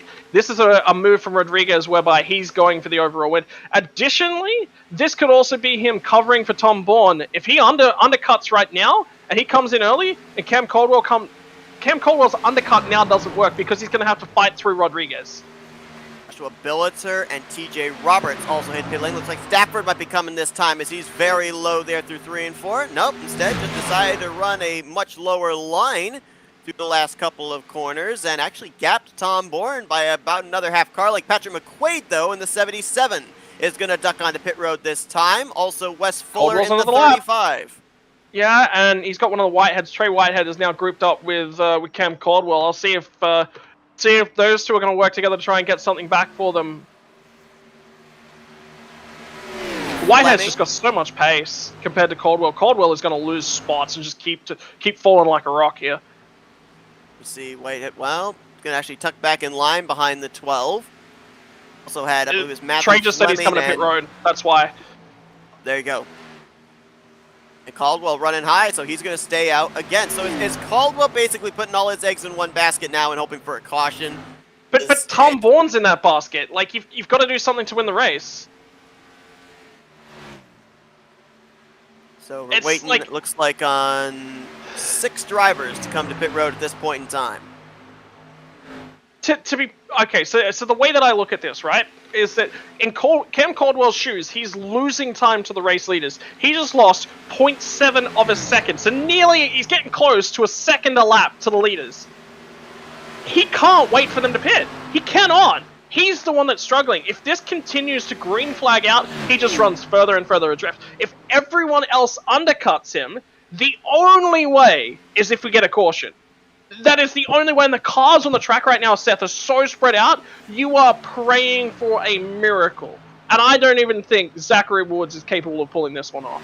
I agree with you. I think that the likelihood of a caution at this point in time is very, very slim. To your point, the field very spread out, and it's just with these green flag pit stops going to spread out even more. You saw Bronson Stafford give up the lead to come to pit road. Mike Simnovsky, Noah Owens, they're on pit lane this lap. We'll see if Tom Bourne is going to relinquish the lead here to Dakota Nolan pit this time by. Doesn't appear so. Ooh, that was close there as he got tight underneath Ron Gartner trying to put the 39 a second lap down. Oh, we got a car out of fuel possibly there on the front straightaway. Car slow. I believe that's Nick Biddy in the 85. It is Nick Biddy. I don't think he's out of fuel. I think he's just struggling with the car. Something's wrong with Biddy. He's only just pitted the previous lap. He missed pit road. Why is he still on the apron? Very confused about that one. Got damage on that car, but I believe that was from earlier incidents. Rodriguez going on by on those fresher tires. He's still on the apron. Lapped himself. Dakota Knowles coming down pit road this time. Get off the apron, Nick. That's not how the apron works. The car needs the bank surface.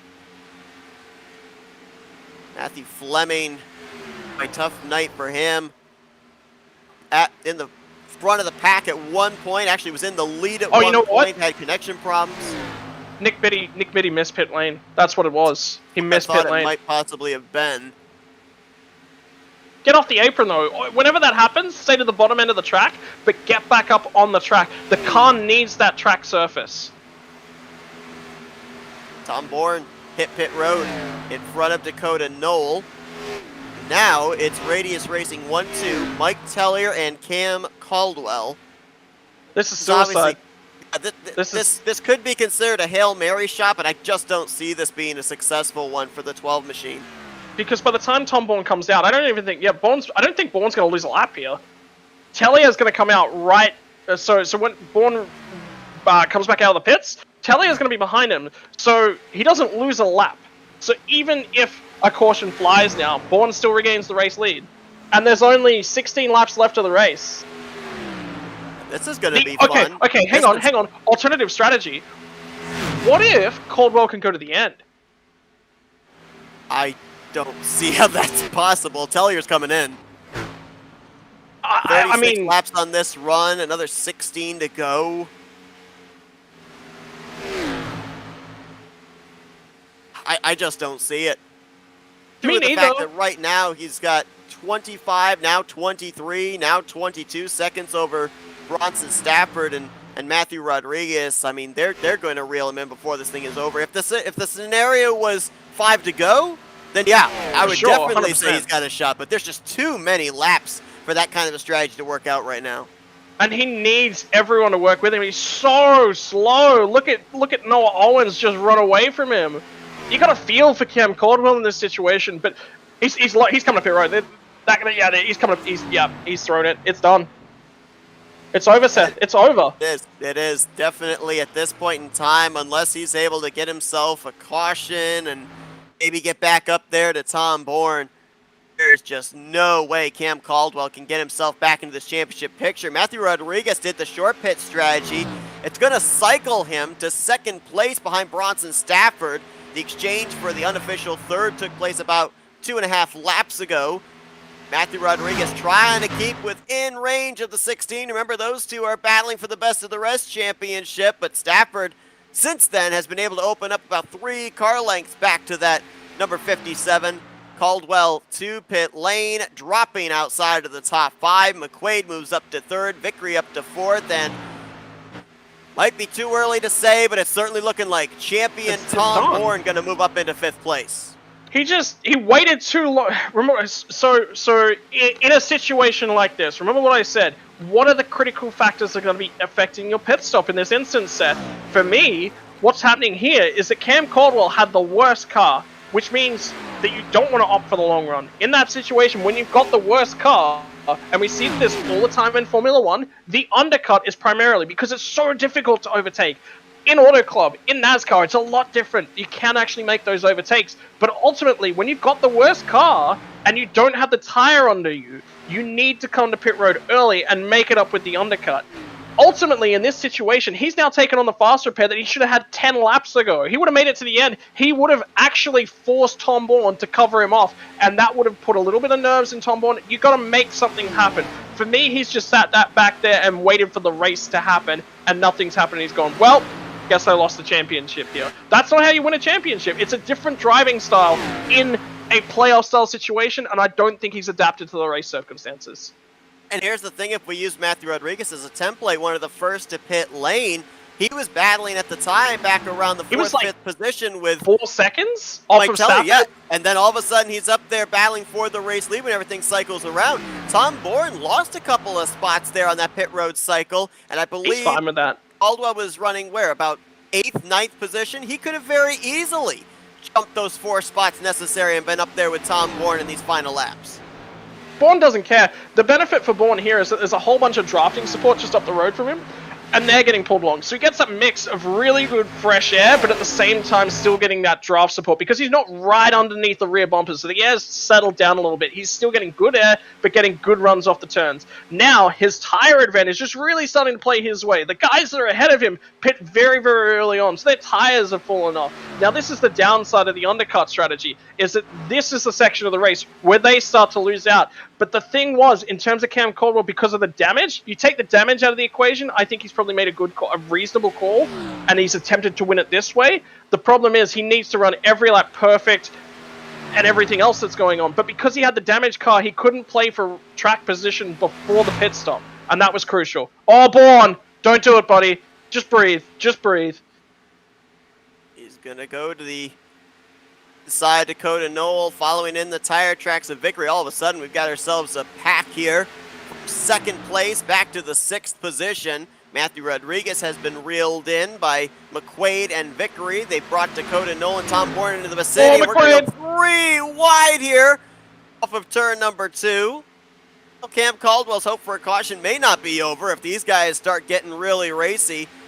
Bronson Stafford sporting the pink on that Caterpillar Toyota for Breast Cancer Awareness Month, looking for what would tie for most wins on the season with Aaron Brown, 4 in total, winning at the sister track of Michigan earlier on this season, following up with 1.5 mile victories, the final regular season race at Las Vegas, and playoff race number 2 at Texas.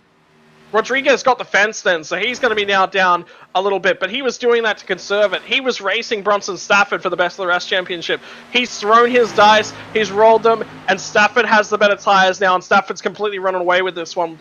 Barring a caution, Stafford will win the race hands down, not even a question to be asked. But at this stage, Tom Bourne, I don't think he's going to fight Dakota Knoll. If Dakota Knoll wants to fight him, I think you'll just see Bourne just roll out of it and let him have it. I don't think he cares anymore.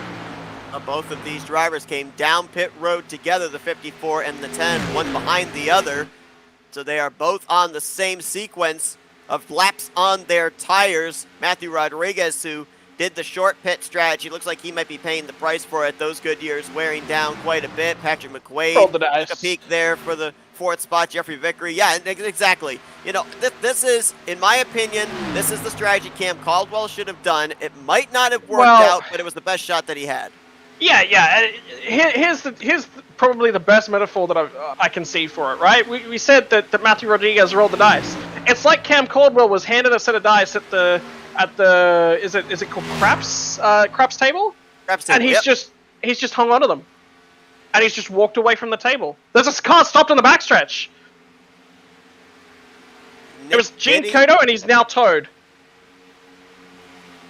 He is on pit lane, so no caution going to come out here. Boy, that would have made for some late race dramatics if the yellow flag flew with 6.5 laps to go. Kyle He's Gardner. supposed to be inside the stops. Yield.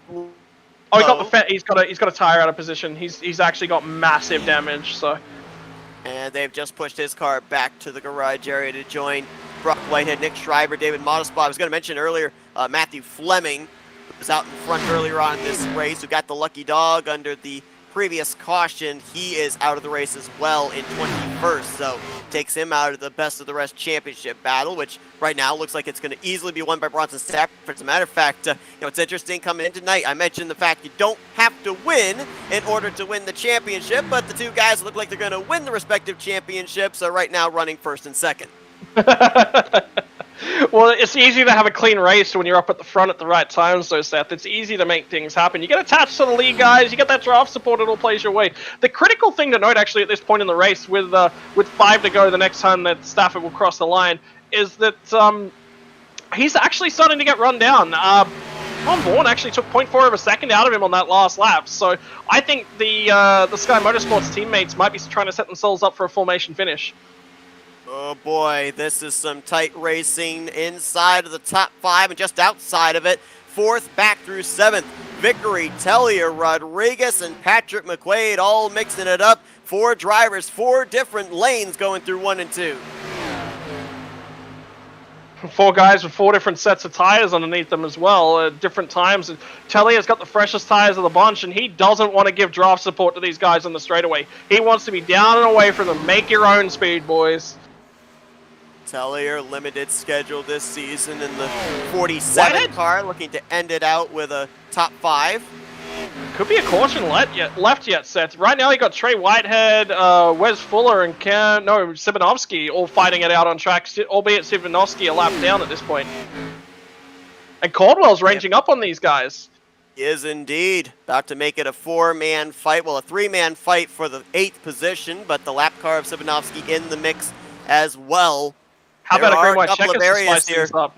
I know there's a couple of areas here on the track where we might see that late race yellow, which certainly would spice things up here in the championship battle for both the overall championship and the best of the rest. Snaking it down the back straightaway there is Trey Whitehead and Wesley Fuller. Up in this other pack, Tellier, McQuaid, Vickery, they continue to race in close proximity to each other. Looks like the 2 Chevrolets, the 7721, pulling away from Matthew Rodriguez. And if you're Bronson Stafford, you want these next 2 laps to go by as quickly as possible. You want to come off of 4. You want to see the white flag in that flagman's hand. And to your point, Tom Bourne continues to eat away at that lead. It's now 2 seconds flat between those two. I don't know. If you're Tom Bourne, you want to win this championship. Keep that car in one piece. But if you've got a shot to end out the season with back-to-back victories, do you take that shot? For sure, but at the same time, he'll be aware of what he needs to do. The 1.5 seconds at 1 lap to go, that's a huge margin that he needs to overhaul at this stage of the race, and there's just not enough time to be able to do that. So he'll be mindful. He'll just be running around with Dakota Knoll. Again, like I said, if Dakota Knoll wants that second position, I don't think you'll see Tom Bourne holding him up. It's interesting that Bronson Stafford, coming into this race, had only made 7 starts this season, kind of with the go big or go home mentality. 3 trips to victory lane, 3 finishes outside of the top 15. He had a 5th place run in the middle of that as well, and looking for what would be his 4th win on the season. He's going to see the sight he's wanted to see for the last 10-15 laps. The white flag waving over the hood of his Toyota Camry. 1 more lap to go here at Auto Club. Tom Bourne right behind him, 1.7 seconds back, just 2.5 miles away from a championship. And the only thing that can take these guys away from a championship right now is if they get caught up in a wreck. That is it. Their only responsibility is to keep their car straight, keep their car pointed in the right direction of the track surface, and there's not enough guys that are close enough to them to make that happen. It's over, Seth. It's all said and all done, and it was all said and all done about 30 laps ago. Auto Club was third on the schedule last season, the finale this season, and boy did it give us a storybook finish. Bronson Stafford's going to get win number 4, the Best of the Rest Championship. He wins at Auto Club. Teammate Tom Bourne makes it a Sky Motorsports 1-2 finish, and he is your Season 2 BackFire Sim Racing Cup Series champion. Yeah, congratulations, Tom Bourne. What a clean race. I mean, he had early adversity, but he did everything he needed to do. And look at the teammates, 1 and 2. What a great race from them. Have a look at Dakota Knoll. What a finish to the season for Dakota Knoll. He came to form right at the right time to finish things off. The fireworks down the backstretch. That's a phenomenal finish for all of these guys. Congratulations to your Best of the Rest champion, Bronson Stafford, race winner, Bronson Stafford, and your BackFire Season 2 champion, Tom Bourne. Do believe, we have to double check, but I think this is the second 1-2 finish for Sky Motorsports on the season, and it is in a big, big way. There you see the congratulatory bumps by everybody. Well, call that the Danica Patrick congratulatory bump by Matthew Rodriguez, I guess. We're going to see some dual burnouts here by the teammates on the front straightaway. Now, get this, these actually aren't the Toyota Camrys. These are Toyota Camry shells, but they've got a smart car engine in them. And I tell you what, those smart cars, they make a lot of horsepower. Bronson Stafford, the race winner, going to do the first burnout here on the front straight. There's Tom Bourne beginning his burnout as well. And I say this all the time when we come into season finales. You want good momentum when you're heading into that championship battle. Tom Bourne got his first victory on the season last week at Kentucky, gave him enough points to get into this championship battle, actually jumped to the number 1 seed heading into this championship battle after the first 4 playoff races were done. Certainly had the momentum on his side, and to your point, had to overcome adversity here tonight after starting on the pole position, but certainly closed out the deal. Yeah, he closed out the deal, and he did a great job in it. And it was clean, it was concise. He calmed down. That pit stop right before we had that green flag, that semi-green flag run. That was the key, because Tom Bourne just came down pit road at the time he needed to. Probably still a few sets of good years back over the fence, and tires that he'll probably need after he finishes these burnouts. But well, they can get thrown back in there for next season. Let's take a look at the finishing results here tonight, and number of drivers not getting the victory that they were hoping for, but finishing out the season with solid performances nonetheless. Dakota Knoll, as you mentioned, finishing in 3rd place. Mike Tellier going to finish in 4th place for Patrick Mcquaid after he had a great performance last week as well at Kentucky. Jeffrey Vickery's going to bring it home in 6th. Rodriguez in 7th. Cam Caldwell going to come up just short of the championship as he'll finish 8th. Trey Whitehead had an up and down night. He'll finish in 9th. And Wes Fuller going to bring it home with a solid top 10 run. So 3 of your best for the rest drivers finished up inside of the top 10. 2 for the championship inside the top 10. Tom Bourne, the highest of those. Take a look at the drivers that will be looking towards next season to kind of combat a poor finish here in the finale. Noah Owens, Joshua Billiter, Joe David, they finished on the lead lap. Sabanovsky off the lead lap in 14th. Zachary Woods, Ron Gartner, TJ Roberts, they all survived. Kyle Gartner, what a tough break for him tonight. Came into this race, the only driver of the Final Four that had not been to victory lane, got in through consistency, early issues, put him behind the 8 ball, 8 laps down in 18th place. Gene Cato finished back in the garage area along with Nick Biddy, Matthew Fleming, Brock Whitehead, Nick Shriver, and David Modespaw. A number of big wrecks here tonight, putting several drivers into the category of having to take on the faster pair. Only 5 drivers had their faster pair intact by the time the checkered flag waved, and I believe 3 of them finished up inside of the top 10. So that showed you right there that they were able to keep their noses clean and reaped the rewards of just that. Let's see if we can talk with some of our top 3 finishers. Of course, 2 of them going to be hoisting championship trophies here tonight.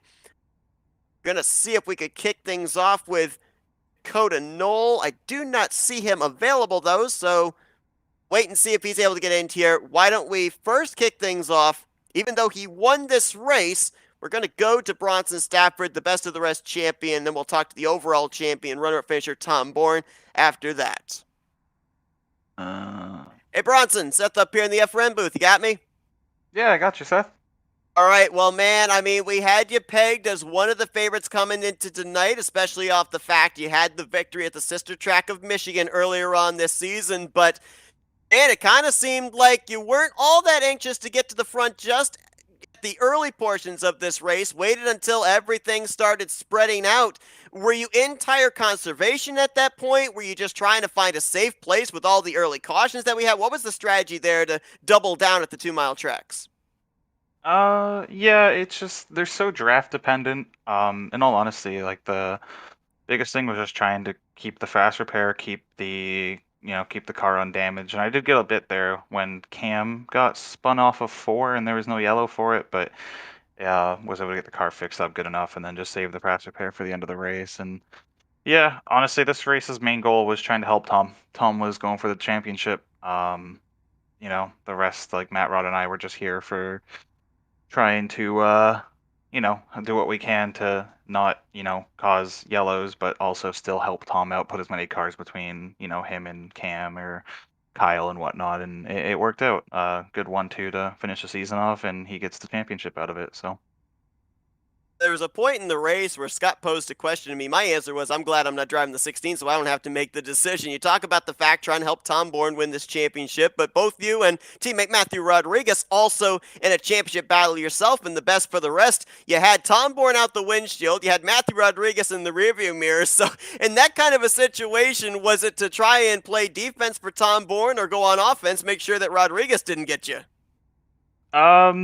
In all honesty, most of the race, Matt and I didn't really focus too much on each other. Like where we were running for the best of the rest thing, it was generally more where Tom was running in comparison to Cam. The only time really I think Matt really thought about trying to really beat me was the undercut final pit stop where he pit on I think 78 and I went till 83. And obviously the fresher tires, and I already had a lead beforehand. I was able to get back by him.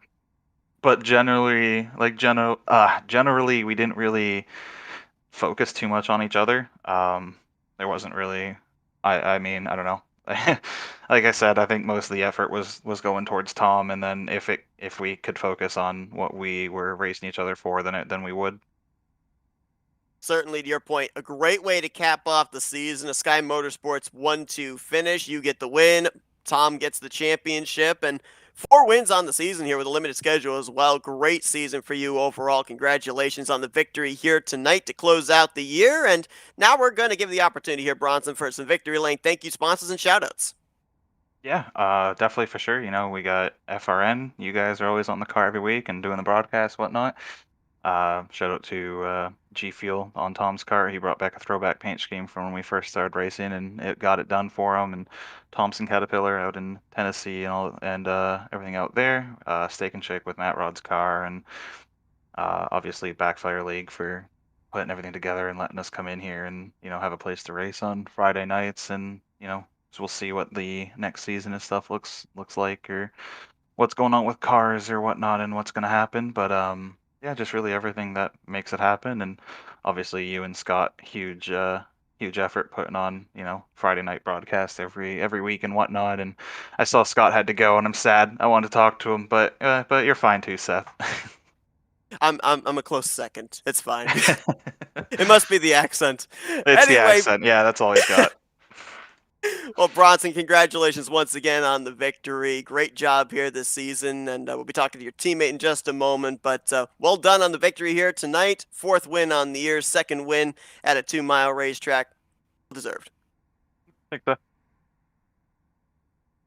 All right, let's talk to our runner-up finisher here tonight and your Season 2 BackFire Sim Racing Cup Series champion, Tom Bourne. Hey, Tom, Seth up here in the FRN booth. You got me? Yeah, I got you. Well, man, I hear elation, I hear relief, probably a mixture of emotions going through your mind when you cross the checkered flag to lock up this championship. But, man, what a storyline here for the playoffs as well. 20th at Phoenix, the number 16 seed heading to the next race. By the time we took the checkered flag last week at Kentucky, you're up in the number 1 seed. You had the momentum coming into tonight. Early issues, take on the faster pair, have to survive till the end, and you do just that. I mean, my goodness, we knew that Auto Club was going to be crazy in the championship battle, but did you think it was going to be this crazy? I mean, it's a draft track. Everybody's going to be with everyone, and we really needed a long green flag run to get separated.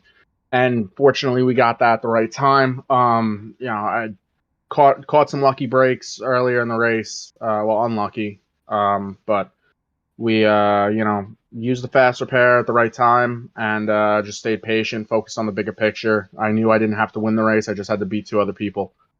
It's been a struggle starting dead last in points at the first race, and I know I mentioned it last week. First challenge was kind of a joke at the beginning, and then it really came to fruition. Definitely did. You definitely had the momentum even prior to that victory last week with consistent finishes the 2 weeks prior to that. You mentioned the fact about Auto Club here tonight being a draft track. We kind of compared it a little bit to a super speedway being the finale here tonight. You had teammates in the field you were able to work with, especially in the closing stages of this race. Just how important was that for your championship hopes? You have no idea how intense it is to. I just lost my whole entire train of thought. The teammates help a lot, especially with draft tracks like this. Bronson was helping me out a bunch. I knew I didn't have to beat him. If I finished second, I would have locked it up. And Mike and Matt Rod, they were all, helping me out, trying to just keep me calm throughout the race. And that's ultimately what kept me focused. Now, we saw early cautions in this race. Things then settled out to a long green flag run, and pit road played a little bit of a factor into the outcome of this, with drivers picking up some positions with short pitting, other drivers trying to stretch it as far as they could. Knowing that pit road loomed, what was your approach getting onto pit road? Was it a little bit more conservative than normal, knowing that you didn't want to get hit with a speeding penalty and throw this championship away? Oh, absolutely. Basically, the strategy was once I saw it, whoever was around me, once I saw them start ducking down to pit road, I was going to pit a lap after them just to get a fresher set of tires. And, I was actually waiting for Cam to pit, so we stayed on the same tire set. But he ended up staying out 3-4 laps after me, and I saw the 10 announce that he was pitting, and I'm like, I got to go. Bronson already pit 2 laps before me. And, at that point, I just had to make sure that I could stay up front. I'll stay up front. You did. Second place here tonight. Going to net you the championship here this season. Once again, I mean, that last to first challenge you joke about, though, that was an amazing thing to watch during the playoffs. You get that victory coming into tonight, and you close out the deal with the championship. Congratulations on a job well done here. Now, gonna give you the opportunity for some championship thank you sponsors and shoutouts, Tom.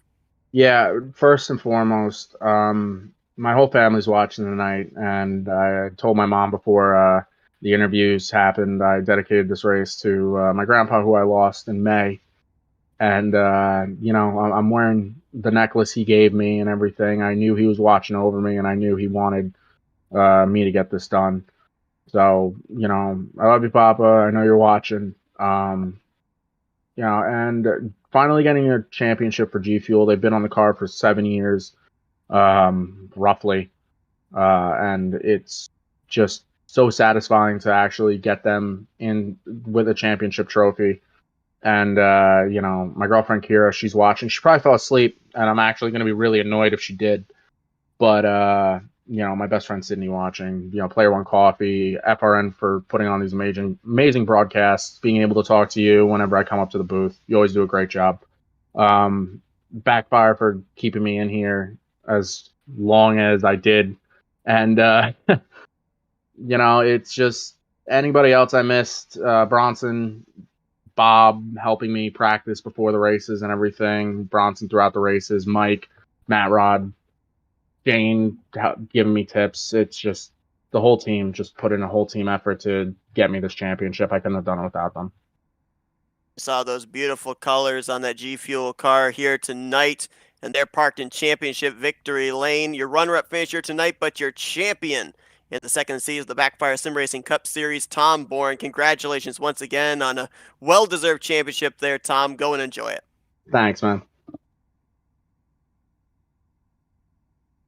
And it looks like we got Scott back here for some closing remarks. I mean, Scott, obviously, we knew coming into tonight, Auto Club was going to be a bit of a wild card race. It was going to certainly play its part into the outcome of this thing. But in the first 25 laps, did we expect it was going to be quite to that extent?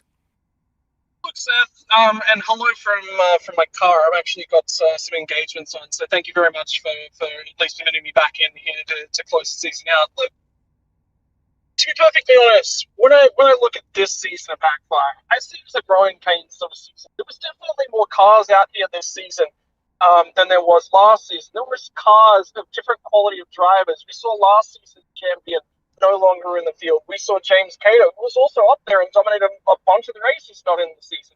We're seeing the outgoing of probably a fair few guys. We saw a few Aussies joining the league. And I tell you what, Seth, I'm actually talking to a few friends of mine out here from the land down under, where it's currently the middle of the day.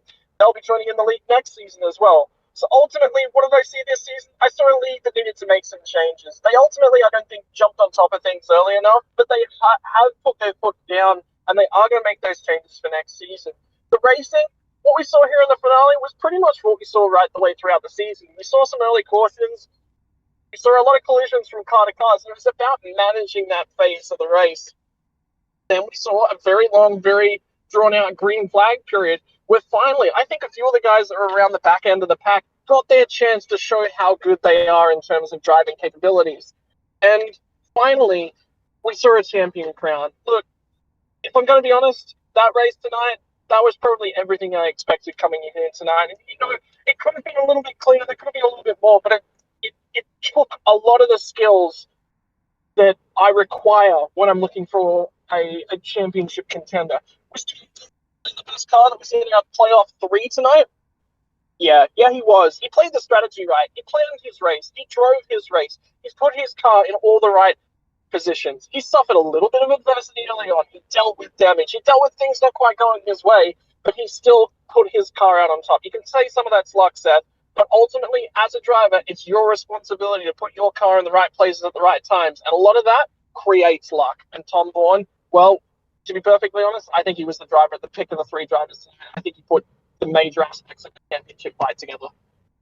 And I think the thing that really stood out to me as well is the fact that the landscape of BackFire Sim Racing Series completely changed from Season 1 to Season 2. You had the departure of the defending champion Matthew Robinson and James Cato. They were the 2 dominant cars of last season. It kind of looked like DJ Daniel, who was strong last year, was going to be the #1 guy to beat this season. He didn't even make it into the Final 4. Last year, it was the JKR Motorsports versus Rebel Racing in the Final 4. This season, 4 drivers from 4 different teams make it into the Final 4. A lot of differences, a lot of different drivers going to victory lane, a lot of drivers making their first full-time season this year. The landscape completely changed from what we saw 1 season ago, and to your point, we ended up seeing a lot of different varying levels of experience. Some of it led to some really good racing, some of it led to quite a number of caution-filled races, but at the end of the day, when the dust settles, we crown ourselves a champion. Tom Bourne,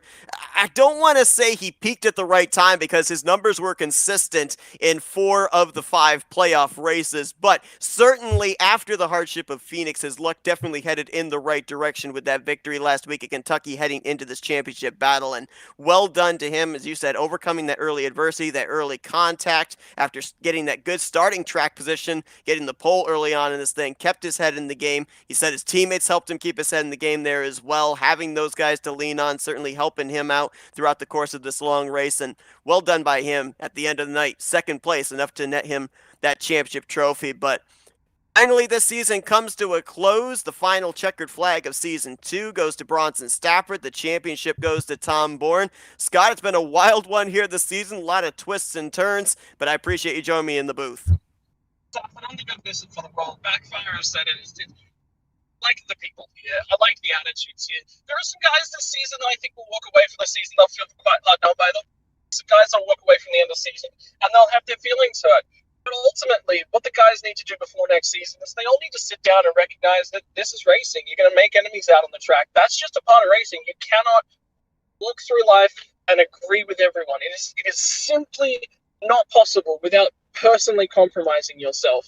The way that you go about your racing, it's going to be different to all of those guys around you. Some guys are a lot more aggressive. Take a look at your Aaron Browns, your Trey Whiteheads, your Brock Whiteheads, your DJ Daniels. These guys, they are more aggressive. Tom Bond, a little bit more patient, drives the car nice and cleanly. Cam Caldwell tries to put himself in the right positions at the right time, really burns up a little bit of the tires. That's something he'll work on for the next season.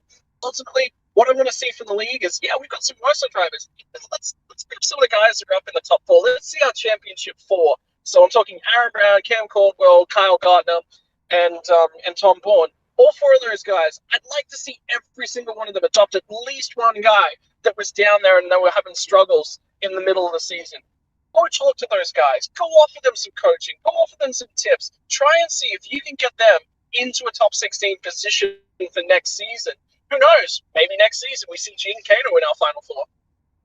Absolutely. Well, it's definitely been an exciting season here from start to finish, from Daytona to Auto Club. And Tom Bourne is your champion here in the BackFire Sim Racing Cup Series. We appreciate you all joining us every step of the way. Thank you for joining us for tonight's season finale. We hope that you guys enjoyed our coverage. And we hope that we see you guys here for the upcoming broadcast, which I believe is going to be tomorrow night. We've got ourselves a double feature, the 2021 Holodega special event, as well as FTF continuing on their playoffs in the Grand National Series presented by Bar Visuals. But until then, for Scott Rankin, I'm Seth Cole. Congratulations once again to Tom Bourne, your champion here in the second season of the BackFire Sim Racing Cup Series, as you've been watching another broadcast courtesy of the Flatout Racing Network. This broadcast is the copyrighted work of Flatout Racing Network and may not be rebroadcast, retranslated, or used in any form without the express written consent of Flatout Racing Network and iRacing.com Motorsports Simulations. Flatout Racing Network would like to thank you for your support, and we hope you enjoyed tonight's broadcast.